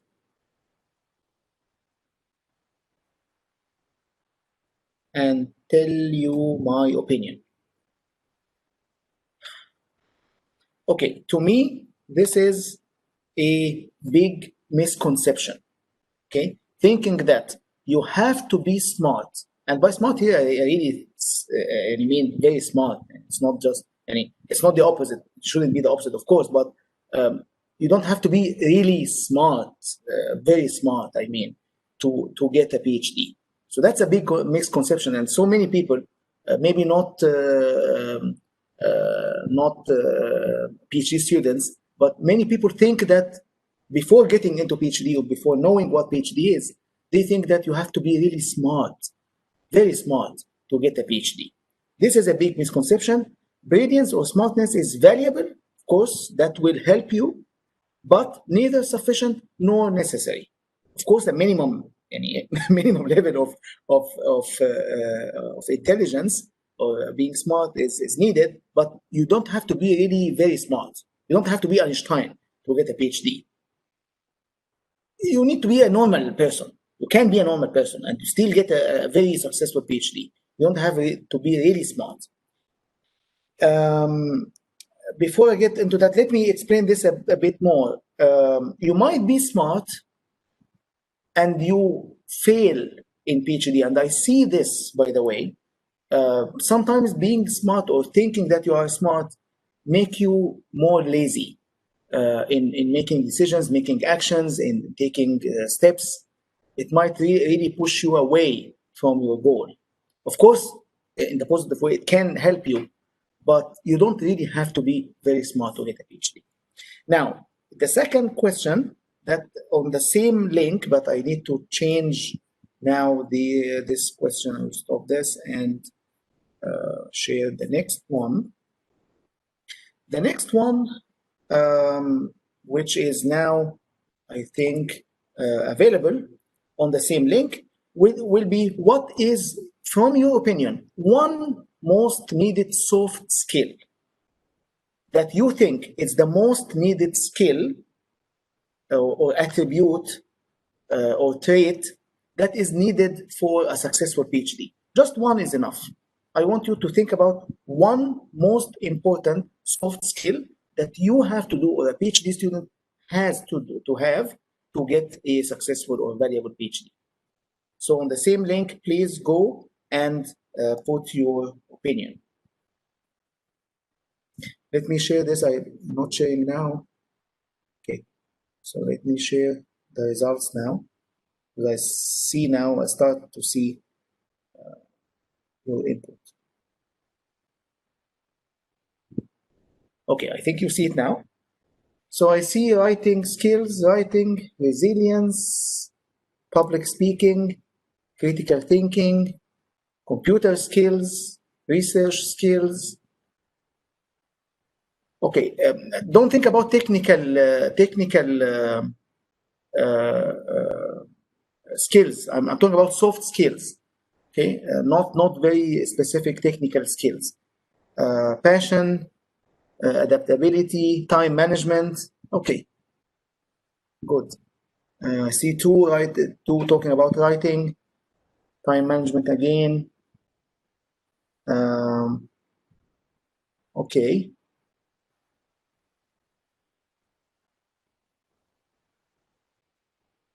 Organized, working and sticking to a goal. Okay, the one thing that I'm looking for is not yet there.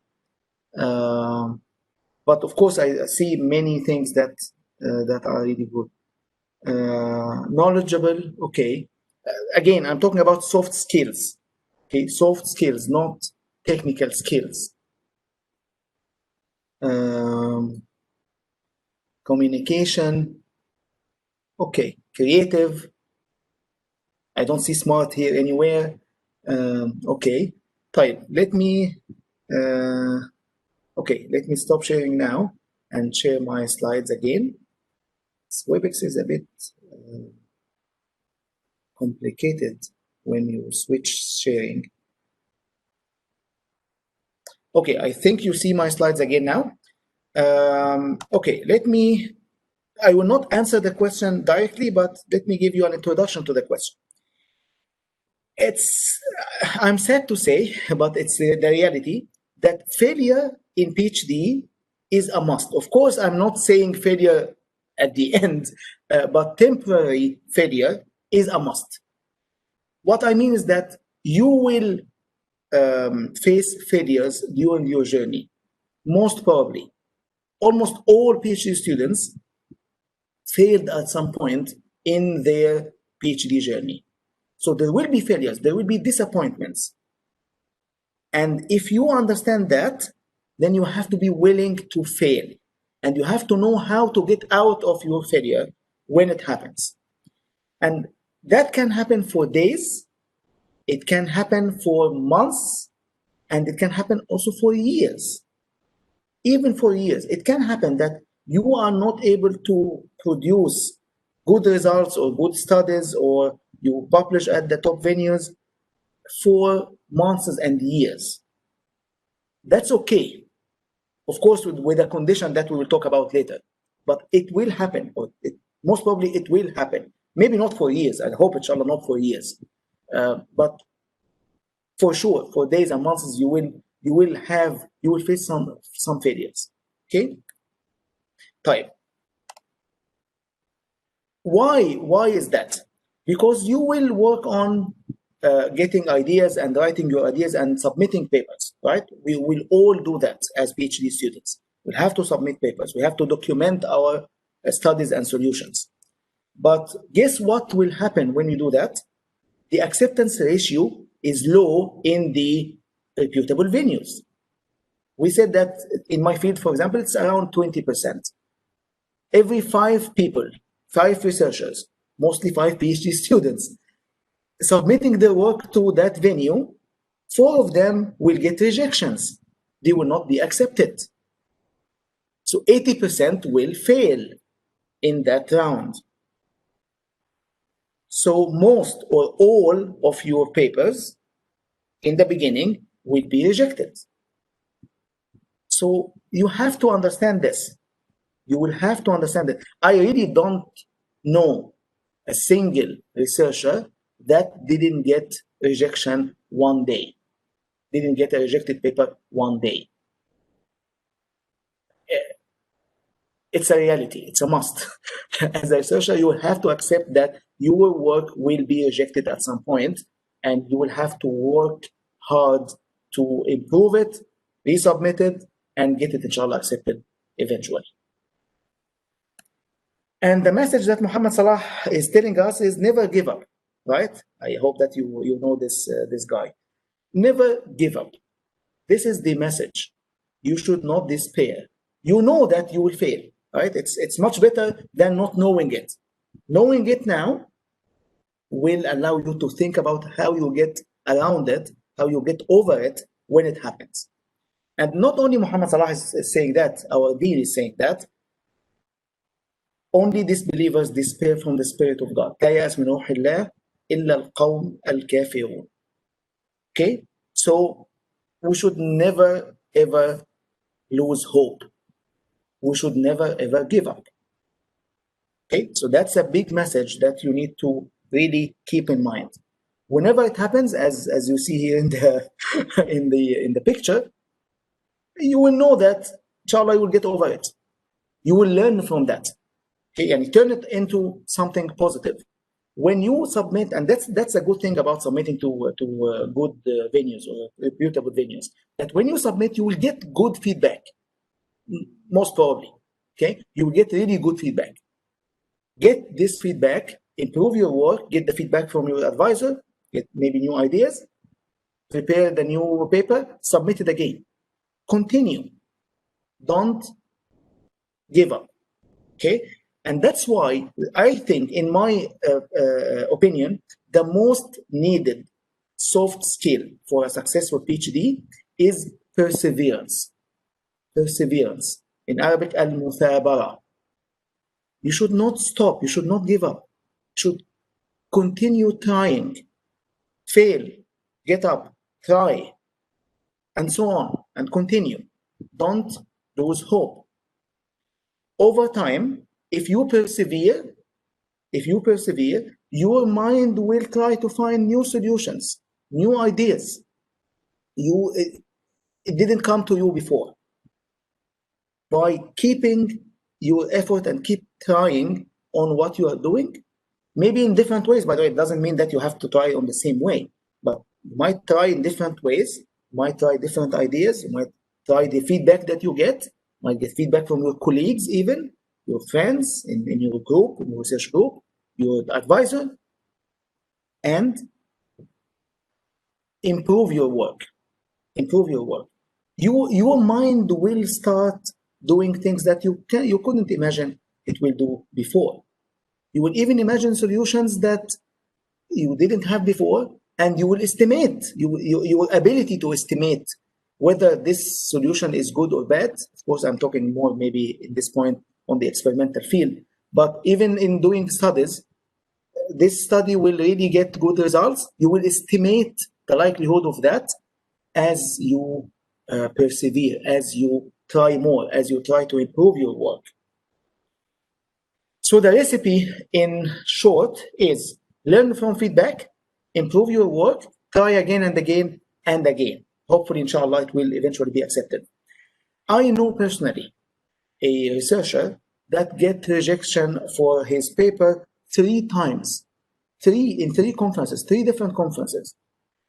And in the 4th one, after, of course, every time he gets the feedback, improve the work, resubmit it to another conference, and so on. In the 4th time, his work got the award of the best paper, the best paper award. I personally know him and know his work. So eventually, improving the work will really get you into the finishing line. Okay, so that's why I think personally that perseverance is very needed, is the most critical soft skill that you have. If you don't have this skill, you have 2 choices. You either build or learn this skill, or stop your PhD. You will not be able to do it. Sorry to say this message. You can, by the way, you can be trained on that. All of these soft skills, you can get them. Okay, if you will. You know that it's not an easy job. It's not an easy track. It's not an easy journey. Okay, so you have to be prepared with the weapons, with the right weapons to get, inshallah, to the finishing line. So if you stick to this recipe long enough and work hard on it, you will eventually, inshallah, succeed and, of course, excel. So the message here is that perseverance is needed in the face of uncertainty, in the face of rejection, and in the face of frustration. Of course, rejection is not an easy thing to know. Yani, it's really hard, for example, to get up in the morning and the first email that you get is a rejection email. Of course, still to this moment, after all of these years experience in research, still the moment that I get the rejection email is really hard on me. It's really hard. I cannot get used to it and laugh, for example. But that doesn't mean that I should stop. Yes, I will be upset, of course. I will be disappointed for some time, but I will have to work on my weaknesses and improve my work. And I recommend every one of you, if you didn't before, that you must read this book. And the link will be on the slides, by the way. The book is called The PhD Grind. And it's a story of a student. He was a PhD student at a very prestigious university in my field, Stanford University. And he kept failing, I think, for 3 or 4 years. 4 years without publishing a single paper. And then in 1 or 2 years, he, alhamdulillah, succeeded and got his work accepted, and he graduated, and he's now assistant professor in one of the very good universities in the US. But you need to read this book. It's not very long, by the way, but it's really, really useful to set your mentality and to see how that person came from a big failure in 3 or 4 years to a big success at the end. And that's, of course, one example. That's the student who wrote his story. I'm sure that there are tens or hundreds or thousands of stories like that. But that's he has the courage enough to write his story in a book like that. So please read it. And I will tell you also 3 success stories or failure stories that turned to be a success. The first one is, I don't know if you know it or not, the physician who got Nobel Prize in Physics last year, 2019. His work that he was awarded the Nobel Prize for was rejected in 1992 from Nature magazine. So 27 years of perseverance until he got this Nobel Prize on the same work, of course, extended, of course, over the years, but the work that was rooted to 27 years ago and was rejected. And that's the letter of rejection of his work that he published, of course, after he got the Nobel Prize. So 27 years. I'm not asking you to persevere for 27 years, inshallah, you will not. For your PhD, of course, you can after that, but for your PhD, it won't be 27 years, but you need to learn a lesson here.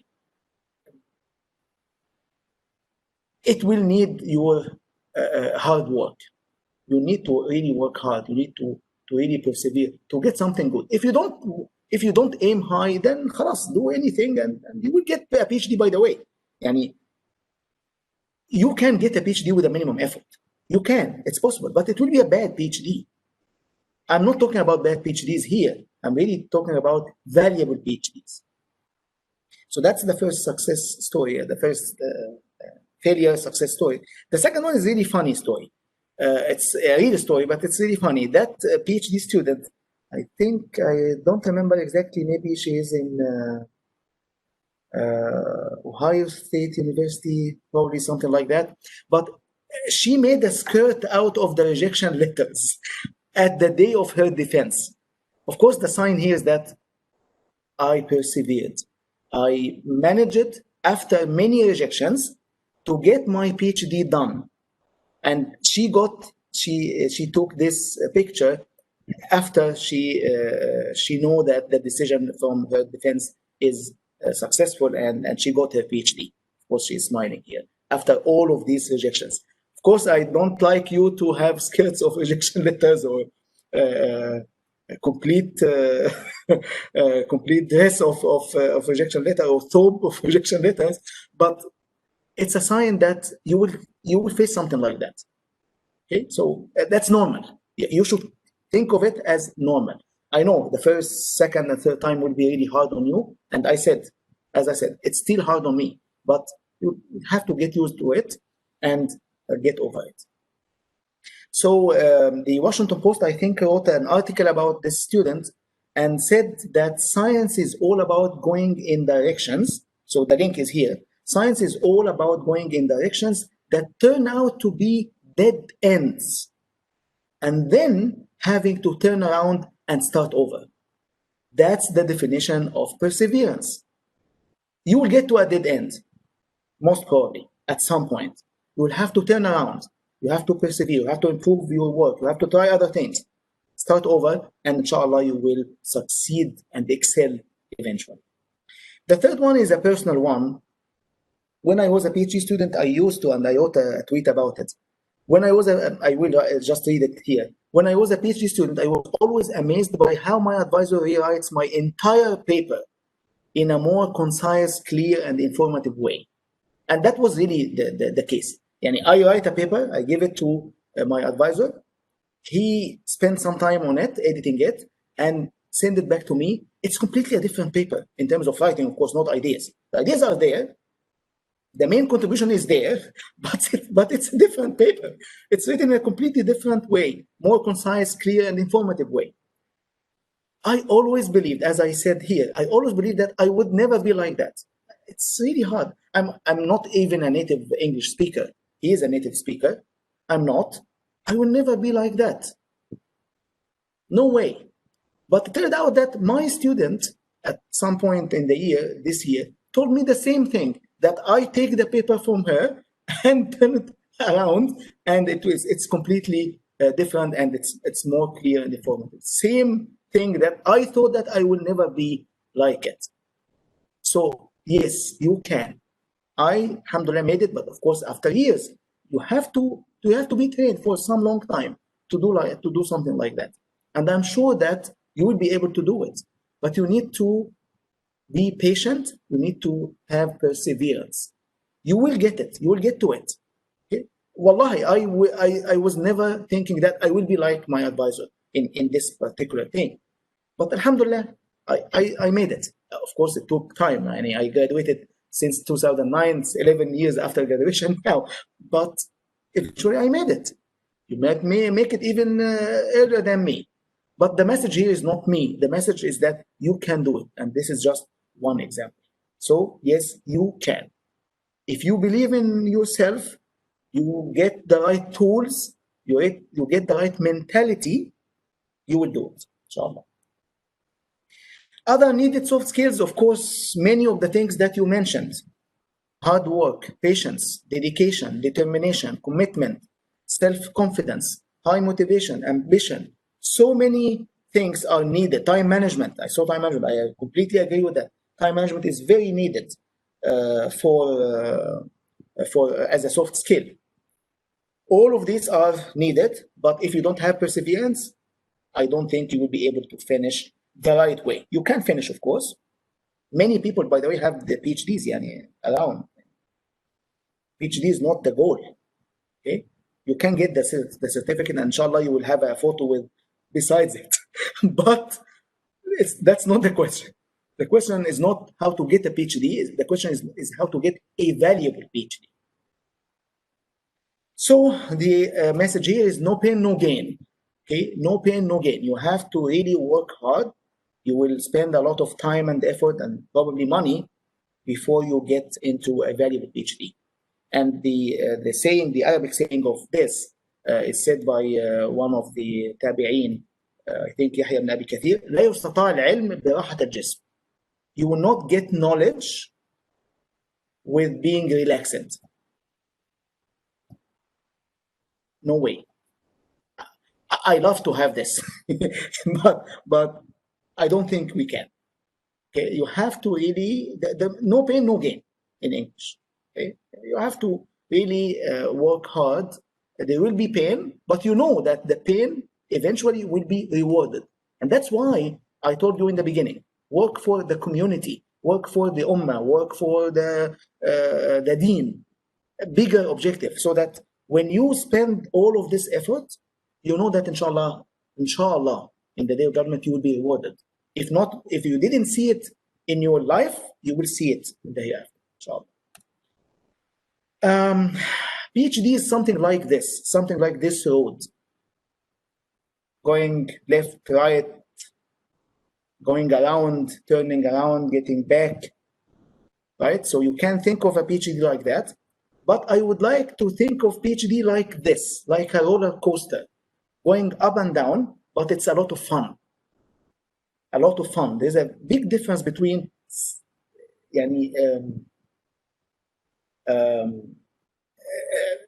working hard and on something that's really painful and needs a lot of time and effort.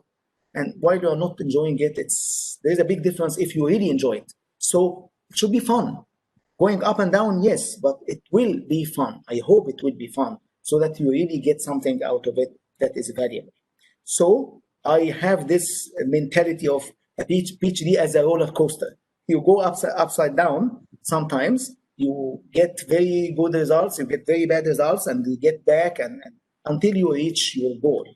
Sometimes it can be like something like this, ups and downs, but on average, the performance is the same. That's not a successful PhD because you didn't really on average improve. So that's not what I want you to be. This is what I want you to be, or what I hope that you will get. Yes, ups and downs, but your performance or your outcome over time will be better. So the curve is going up on average or generally. Okay. Yes, there will be ups and downs, but on average, you are improving, you are publishing, you are producing, you are doing something useful to your community. You will get to succeed at the end, inshallah. So this is a question that I also see a lot. Is PhD suitable for anyone? And based on what I said, is it really suitable for everyone? Even if I have perseverance, is it suitable for me?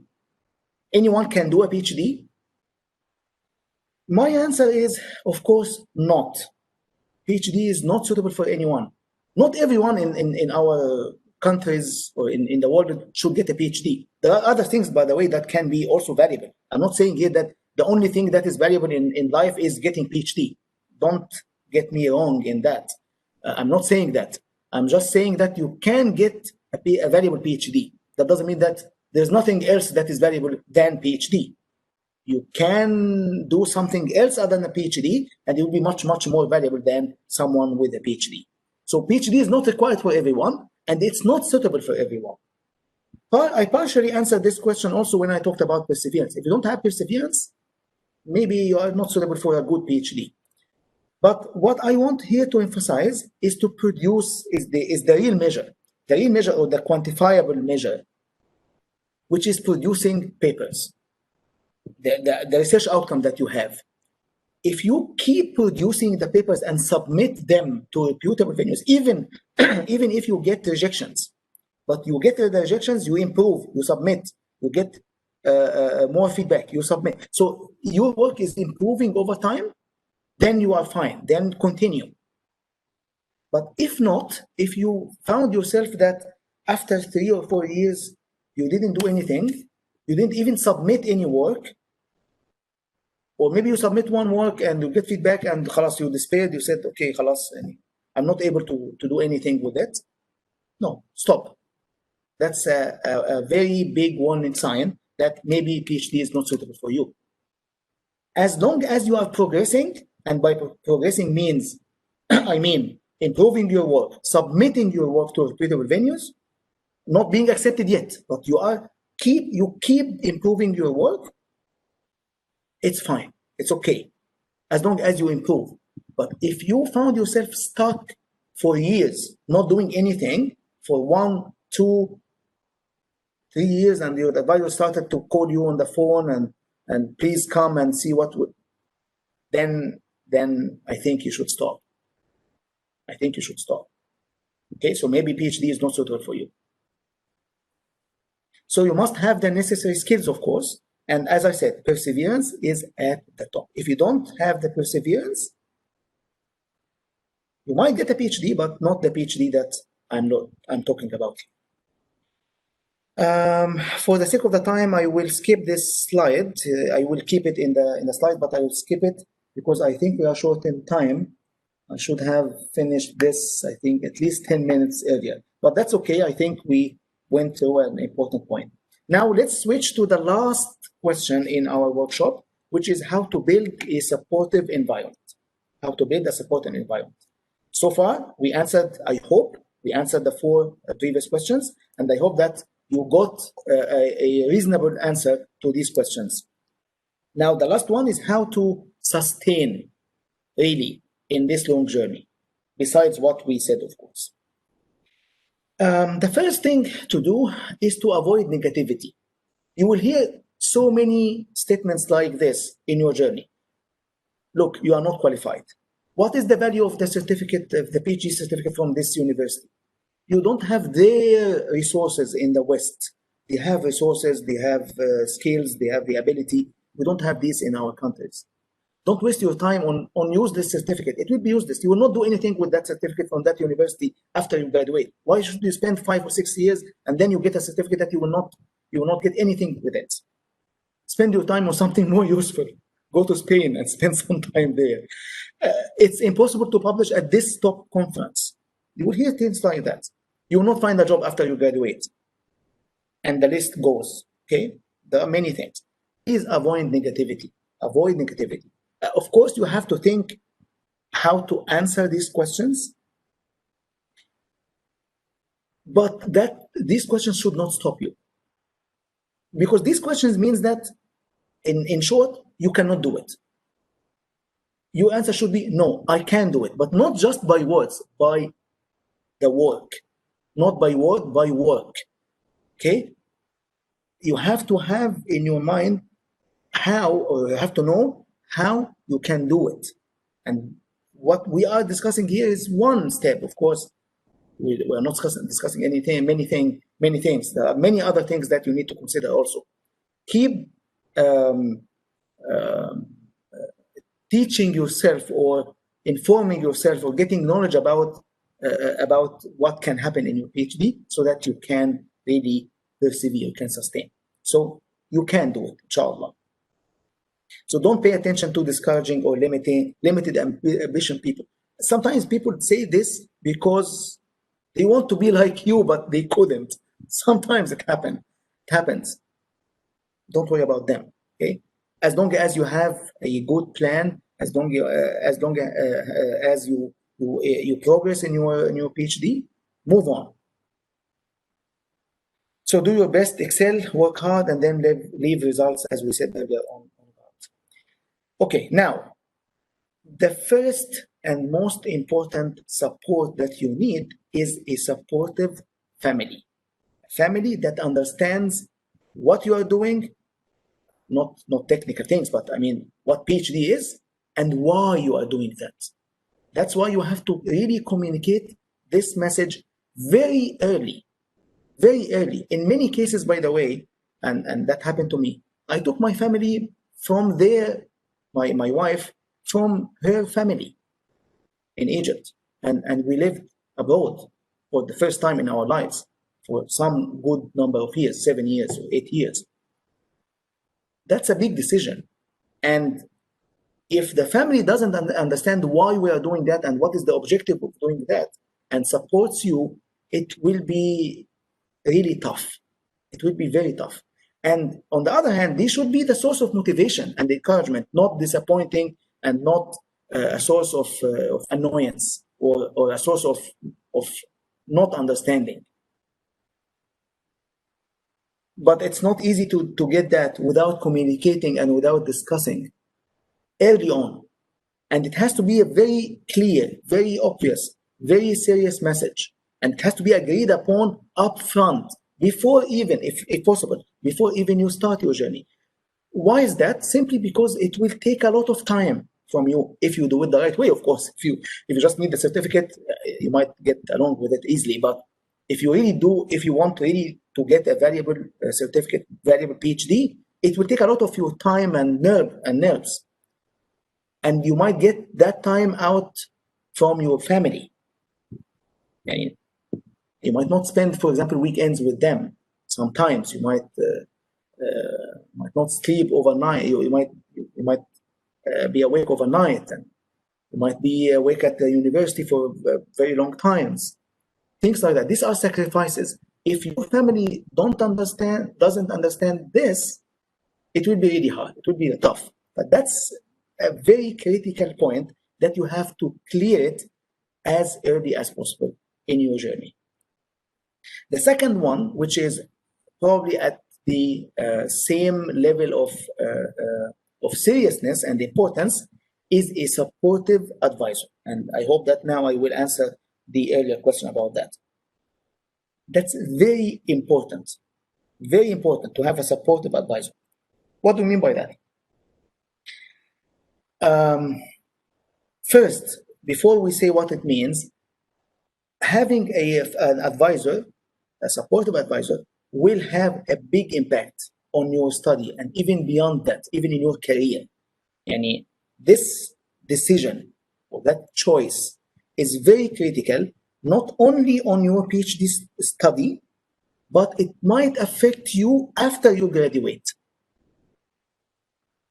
And that's clearly a long-term relationship.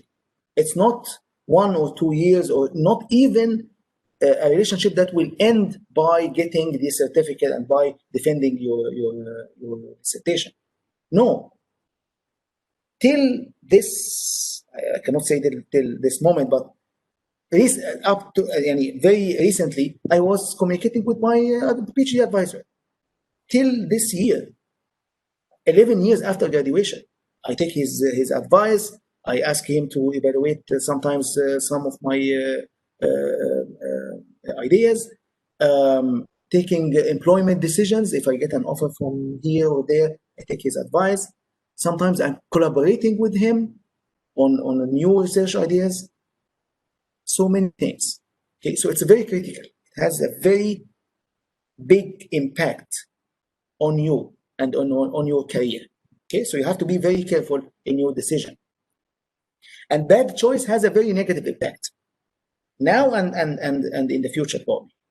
Okay, so you have to be very careful. Now, what should you look for when you try to search for an advisor? Look for someone who has sufficient experience in the field that you like. If he or she doesn't have sufficient experience in the field, how he or she would help you? He should be an expert in that field. I'm not talking about the specific topic of your PhD. The topic is very narrow, okay? But I'm talking about the field or area, like information retrieval, for example, in my case. He should be an expert in that field, so that he can really guide me and give me and share with me some ideas. He should be personally interested in your topic. I cannot imagine that an advisor not interested in your topic will really guide you well in your study. If that topic is really boring to me, I might try my best, but it's boring. It's not interesting. Why should I waste time? Why should I spend time even thinking about this topic outside the meeting with the student? Why? I'm not interested in it. I hope that this student will finish and I will stop this research. That will not be good for you. The third thing, he has time to spend with you. He is committed to spend a minimum time to work with you in your PhD, guide you with your research, mentor you, listen to you when you have problems, whether academic problems, PhD problems, sometimes even personal problems.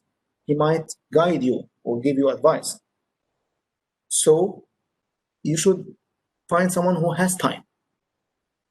In my university, I remember that there was a PhD advisor who has 27 PhD students. 27 students. Where is the time he can spend with everyone? One of my friends was a student of that professor. I was asking him, does he really know your name? And 27 students? I'm working with 5 or 6 students now, and it's really, really hard. 27 students? That's so you should look, you should really consider these things when you select your advisor. Now, I will say more about that, but the equation here is advisor means two things.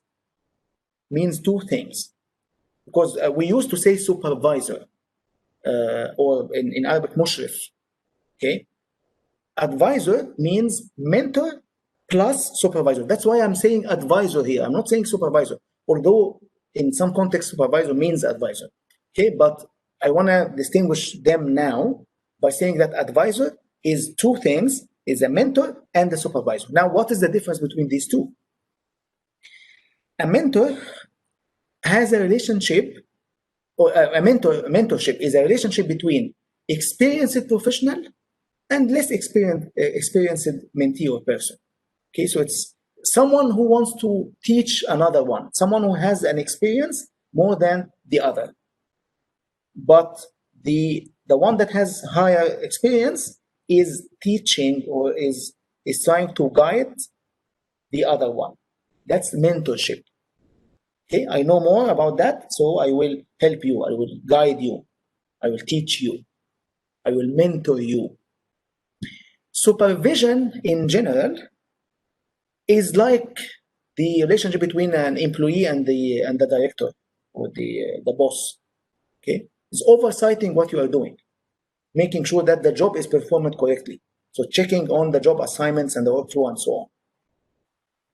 These two things are really different. There is an intersection, of course, but they are conceptually different. Let me tell you more about the difference. The mentor is like a teacher or a professor with respect to a student. I want to teach you. I want to pass the knowledge to you. Supervisor is like a manager. I want to make sure that you are doing the right thing. Just to check on you. Okay, just to guide you on this specific problem, but not to teach you. There is a big difference between teaching you, mentoring you, and just making sure that you are doing the right thing. So the mentor considers you as a co-author or co-worker. When I'm mentoring someone, it's not a boss-employee relationship. It's at some point we will work together. So I like always to say I'm working with my students. I should not say my student is working for me. No, my student is my co-author on my papers. He's a co-worker. He's a co-author. It's not like I'm his boss. Okay, especially in PhD. The PhD is yours. It's not your supervisor. Okay, so he should give you the advice and you should make the final decision, by the way. It's not, it's your PhD. Okay, so you should control it, of course, with the guidance of the advisor or the supervisor. But it is yours and you should make the decision and you should be rewarded based on your decisions. Okay, the advisor role is not to tell you exactly what you must do. It is to tell you what you should do from his or her experience, and then you make the final decisions. So the mentor considers you as a co-worker, supervisor considers you as a student or employee. The mentor prepares you for the postdoctoral future. So he is willing to spend time with you, not only on your specific problem, but to teach you things that will benefit you in your career, like responsibilities, skills, ethics, behaviors. All of this might not intersect exactly with what you are doing in your PhD, but will benefit you in the future. But the supervisor supervises your current thesis and your problem now, so guides you on your specific research topic. The mentor will remain your consultant maybe for life, as my advisor now. Maybe for life. I will still, inshallah, keep emailing him and getting his advice maybe forever. But the supervisor probably will not be consulted much after graduation. You graduated, done, khalas. Maybe you will come across him in a mall or in universities at some point, but you will not consult him much after graduation. Plus, the relationship is almost done. The mentor is easy to talk to him or her in sometimes life issues or personal issues that might affect your research performance. So it's not only about your academic or your research work. Sometimes it's about your life and your personal life. But the supervisor is limited to talk to you about what you are doing, guide you on your topic. I was really lucky to have a great advisor who is Doug Ord. He is great not only in size, but in expertise, in ideas, in wisdom. I really benefit a lot from him. So the message here is that please try to find, and this is, by the way, a picture from after my defense. Try to find, and you can see how he's happy. He's feeling that maybe his son got a PhD, not just a student of him got a PhD. Maybe happier than me. Try to find an advisor who is both a mentor and a supervisor. Of course, you need both. You cannot just get a mentor, because a mentor might not have a good expertise in your field. You need also that supervision skills. Don't get me wrong here, okay? I'm not saying that you should only find a mentor. You should find both, someone who has both skills, mentorship and supervision. How to find one like that? You must search from day one. It will not come to you. It's maybe by a miracle, and someone tell you, please go work with that. But you need to do your own search from day one. Don't wait until someone else is assigned. Someone is assigned to you by your university, for example. By the way, sometimes this happens. Okay, in some universities you will be assigned a PhD advisor. But if you have the choice, please search from day one. How? Read his page on the university website. Check what is in his page. Check his research publication on his like Google Scholar profile, for example. You will get a list of publications or on his page. Check his research. Check what the problems that he's working on, whether this kind of problems will be interesting to you or not. How good he is. Check where his students are now.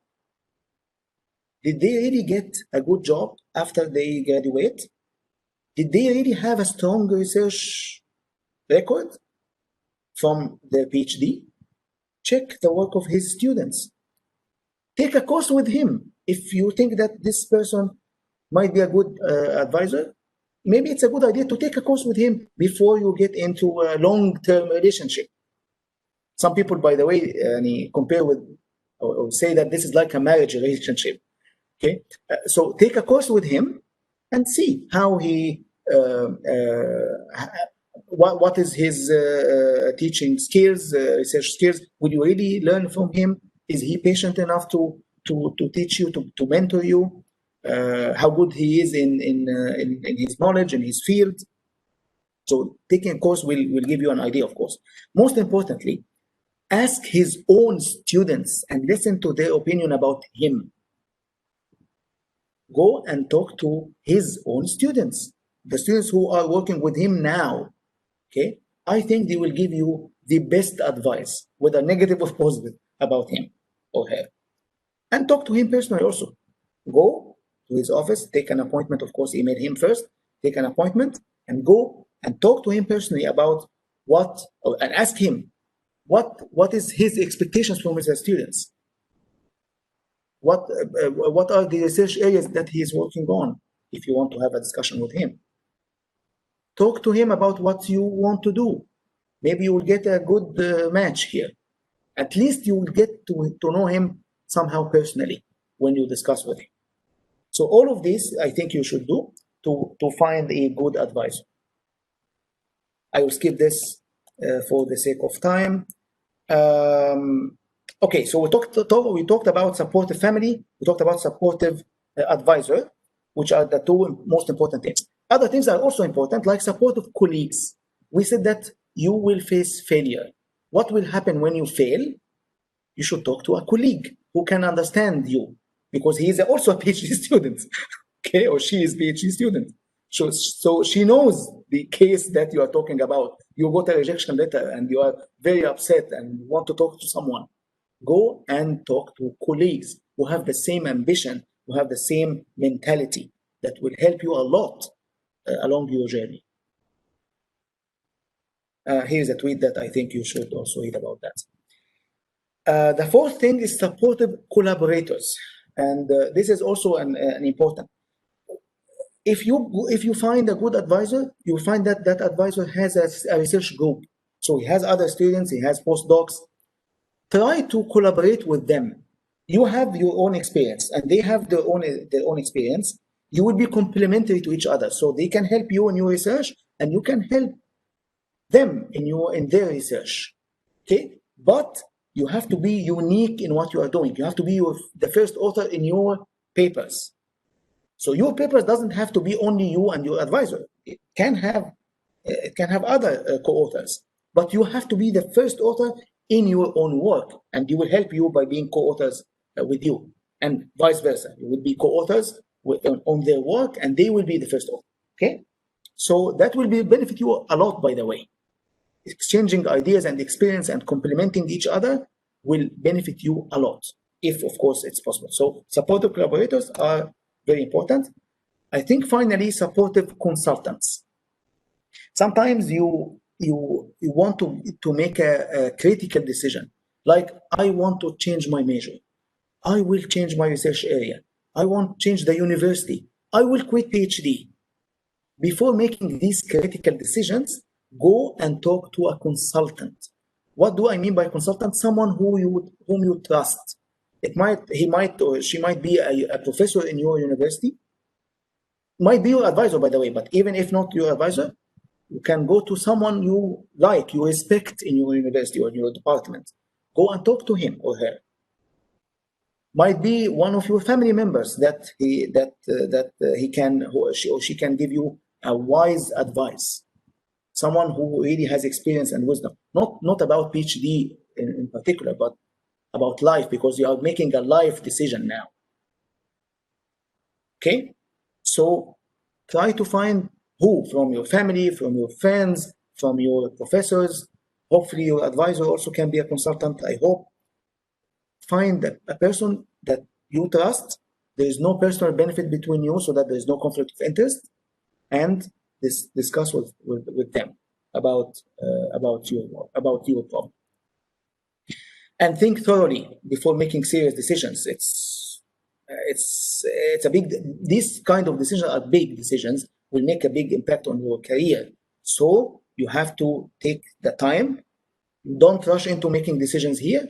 Take your time, think yourself, talk to your consultants, talk to your friends, and then make an informed decision. Career-related decisions must be studied from different angles before you make them.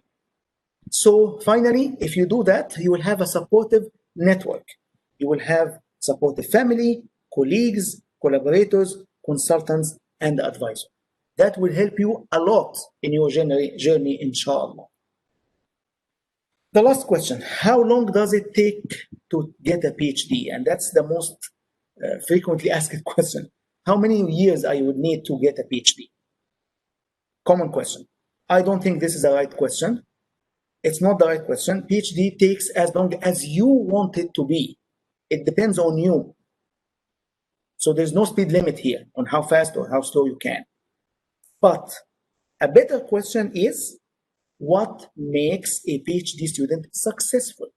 That's a question that you can answer, that you know, I hope. To some extent, you know now an answer to it, and with more workshops and more readings and more experience, you get a better answer. But the other question, well, how long does it take? It depends on you. There's no one answer. It depends really on you and your objectives and your motivations. By that, I'm done. I will just give you the summary of my presentation now in terms of the key messages. Have big objectives. PhD is a great thing, but it's a great responsibility. With great opportunities comes great responsibilities. Optimize your knowledge and experience, not your GPA, please. So don't take easy courses. Take useful courses instead. Excellence is not an option. Is not an option for PhD students, for our life general, but specifically for PhD is not an option. Of course, if you want a good, valuable PhD. Value of your degree is equal to value of your research. It's not just by the name of your university. It's not by the number of the publications. Okay, so the quality of your research is much more important than the quantity. One paper in a top tier conference or journal might be better than 20 papers or maybe more in completely unknown venues. Enjoy your research so that you can excel in it. Failure is a must. Temporary, of course, it's not permanent. Temporary, you will face failures. Please never give up. Perseverance is a must also. It's the most important skill from my opinion. And you need to build your support network as early as possible. Find an advisor that is both supervisor and a mentor.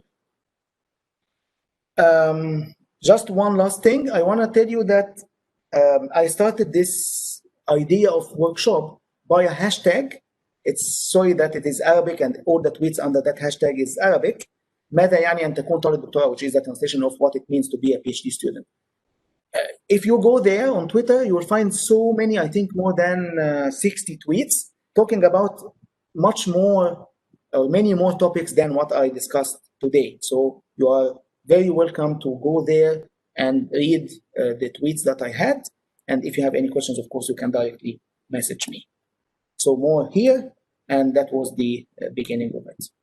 I would like to acknowledge people who helped me a lot with preparing these slides and this workshop. My research group, Big IR, I learned from them a lot because they are PhD students, of course, in addition to my own experience. So I would like to acknowledge them. Special thanks to my PhD student, Reem Sweirah, who really did a great effort in preparing the first version of these slides. And also thanks to Dr. Amr Magdi, who gave me really valuable feedback that helped me a lot to improve my slides. Thank you all for listening. I hope that it was beneficial to you. And I'm open to your questions. Before taking questions, I know that I'm really running late here, but I would really encourage you to give me your feedback on this link. I hope that Sabika can share it right now. Please, after we are done with the workshop, right after we are done, I hope, because usually when we say, inshallah, we will do it later, most probably it will not. So please, please, please give me your feedback on this link. As Charles Sabika will share it before you are done with the workshop. After the questions, of course, and before you forget. Thank you very much, and I'm open to questions now. Thank you so much, Dr. Tamer. This was exceptional and thought-provoking, and asking all those questions that we should and we often don't, even the simple ones, and reinforcing a lot of important messages. So thank you very much. We are at 7:03, so we are going to extend it by 5-6 more minutes just to quickly go through some of the questions, because there are some which have come in through the chat here as well as privately. We'll cover the ones on the chat first. The papers you write for publishing during your PhD, should they be on the topic of your PhD research, or can they be on other topics that interest you? Very good question. I did both. In my PhD, I did both. Of course, you have to publish papers on specifically your PhD topic. But because I was in a good research group and I was employed as an RA in a research project, I was co-author in other papers also, in addition or in parallel to my own papers. So out of my PhD, I got papers specifically on my problem, and I also got experience with papers on, of course, related topics, but not exactly my topic. So I would advise you to do both. That will give you a great experience before, inshallah, the next step in your career. Thank you. But the priority is for your own dissertation topic, of course. We have another question is having a PhD with no experience of working still considered a good PhD, being a good PhD holder? What do you mean by no experience of working? You mean no industrial experience? I believe that's what it was meant, yes. Okay, that's another great question. Actually, wallahi, yani, all of the questions are great today. Yes, it is concerning if you get your PhD without industrial experience, and that's exactly why we have something called internships. I personally benefited a lot from that. When I was a PhD student, I got an internship at Google at that time, and only 3 months really changed not only my dissertation but my research career because of the 3 months that I spent at Google at the time. So doing internship is very, very recommended while you are a PhD student to get industrial experience and to get new, fresh ideas and to get to know technology or new people that can help you also within your PhD. So try to exploit that as much as you can. Okay, we have a couple of more questions, so I think we'll have to really breeze through them, if you don't mind. I'm okay. By the way, if they want to stay, I know that we are beyond time, but I'm okay. I can spend time with whoever has questions. Wonderful, thank you. We really, really appreciate that. So one student asks, I have varying interests, very strong interests. I'd like to explore both political science as well as finance. So would you suggest that I would do a master's in both to see which one proves to be a stronger interest, or proceed with a PhD because I'm interested in it, and then maybe do another one after? You mean another PhD? Okay. Very ambitious. Yes. Okay. That's a tough question.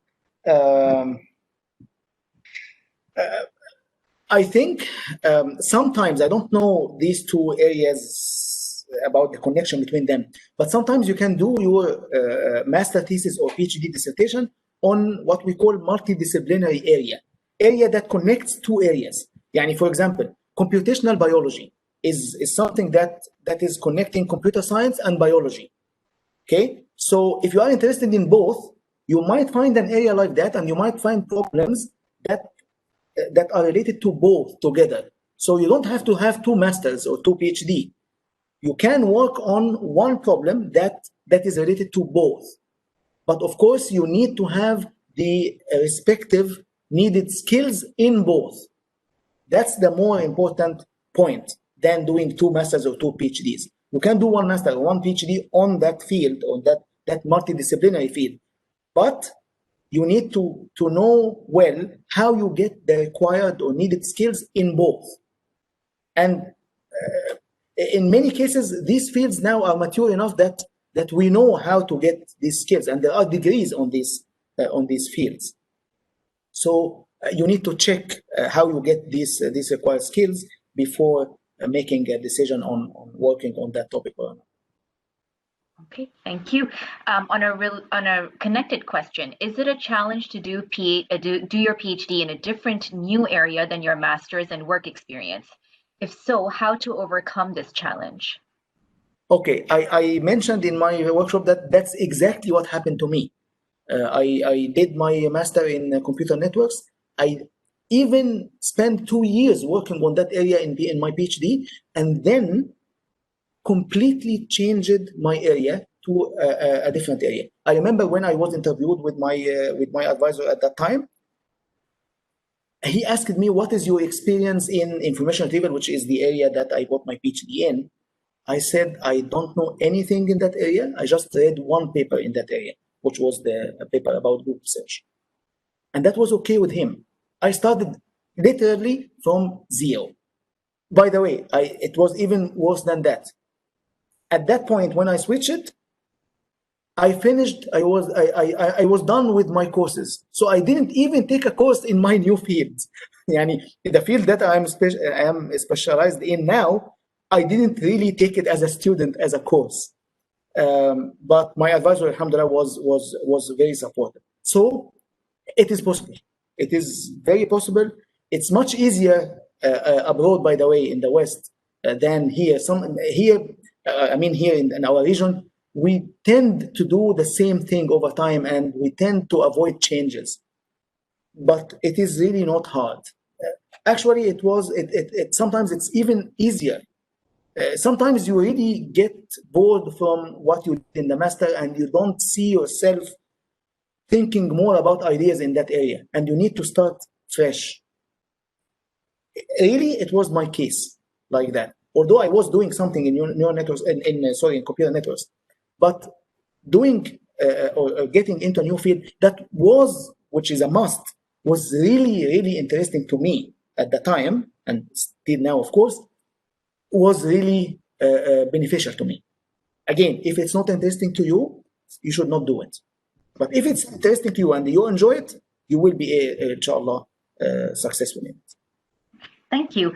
Another question is, that this is not related to the current COVID situation, but in normal circumstances, is it practical to pursue a PhD online without the physical campus experience? I don't advise that. I don't advise that at all. Getting in touch with your supervisor or advisor in person and working in person with him, being able to meet him whenever you need, in the same university or same city, whenever you really need to, is very important. Maybe there are exceptional cases that might work, but I don't advise that generally. You should get in touch with your advisor in person. You should work in person with other members of your research group. Working together in person, I think, is really valuable. I don't think yet that online experience can reach that stage. We have another question. That's of course a personal opinion. You might disagree with that, or someone might disagree with that, but this is my opinion. Granted. I have a couple more questions. So just a note to the attendees that please feel free, however you would like to use your next 5 minutes. How can we plan our PhD research so that we can remain relevant to both industry and academia?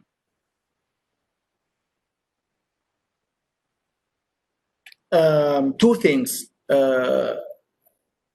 Your advisor might have some connections with the industry, so he might know what are the topics that really benefit the industry. So he might help you in choosing the topic this way. That's one. The second thing, again, is the internships. When you go in internships, you will work on problems probably that are different from the problem that you are working on. So you will get ideas. Maybe that will benefit you more if you are early in your PhD. Maybe you didn't choose your topic yet. But even if you already chose your topic, which was my case, you will learn a lot from their challenges, from their way of working, from the problems that they are working on, from the tools that they are working with. That will benefit you a lot in your PhD. Okay, thank you. I would like to do my PhD. My motivation to do my PhD is to have a voice. But if I chose not to do a PhD, does not having a doctor title still give you a voice in mainstream dialogue? Of course. Okay, let me say it that way.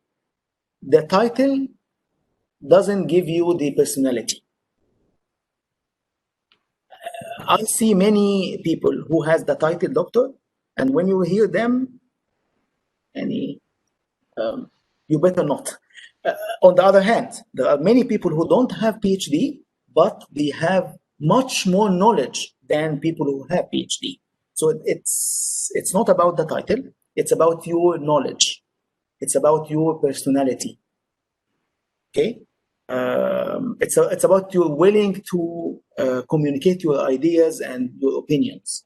So your voice should be, of course, it's not guaranteed, but your voice should be heard whether you have the title doctor or not. It depends on your role in the community, in the society, your job, your personality, your knowledge, your contribution, your respect.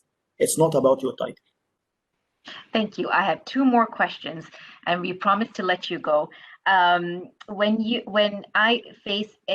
I face a scholar's block while doing my PhD, is it advisable to take a 1 or 2 year break before coming back to the PhD journey?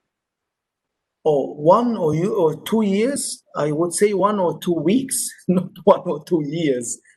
1 or 2 years, as I answered before, it will be really hard to get back after 1 or 2 years. I don't think that's advisable.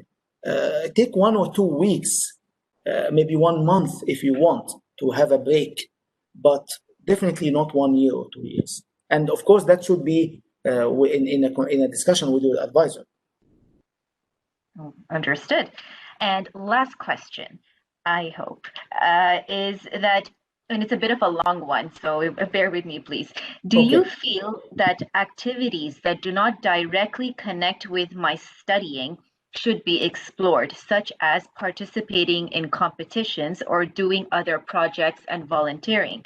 Does this build, is it advisable to build your service record, or are we compromising our focus on our PhD? Okay, my answer is definitely yes. Do these activities. Do these activities. They will motivate you to also do your work on your PhD. Okay, so your life is not only PhD. Your life is partially personal, partially your PhD, and also these services will give you motivation, will give you fresh air to do your best in your PhD. So by all means, go for them. But Perfect. not too much, not to the extreme. And the weekend is enough. Okay, thank you very much. That's the end of the questions that I have, and thank you so very much for staying 15 minutes extra to be able to tackle all of the students' questions. It's been a very, very valuable workshop, and I've already received a number of emails during the course of the workshop asking for the recording and the slides. So thank you so much. Yes, they will all be circulated. Please do click on the feedback form link, and it will also be circulated in that email. Did you share it, Sabika, already? Yes, it is in the chat. Okay. And with that, I will call it an end. And thank you so much, Dr. Tamer. We really, really appreciate the time that you put in for us. Thank you all. And I was really pleased to talk to you. And I will be open to any questions, even by email later, inshallah. And you'll find here my Twitter handle, my YouTube channel. You will find other workshops also, and my email and website. So you can contact me at any time. I would be really happy to try to answer your questions, inshallah. Thank you so much for being so accessible, and I'll wish everyone a wonderful evening, and inshallah meet up again for our next workshop next week that focuses on PhD applications. Thank you so much, everyone. Thank you. Thank you.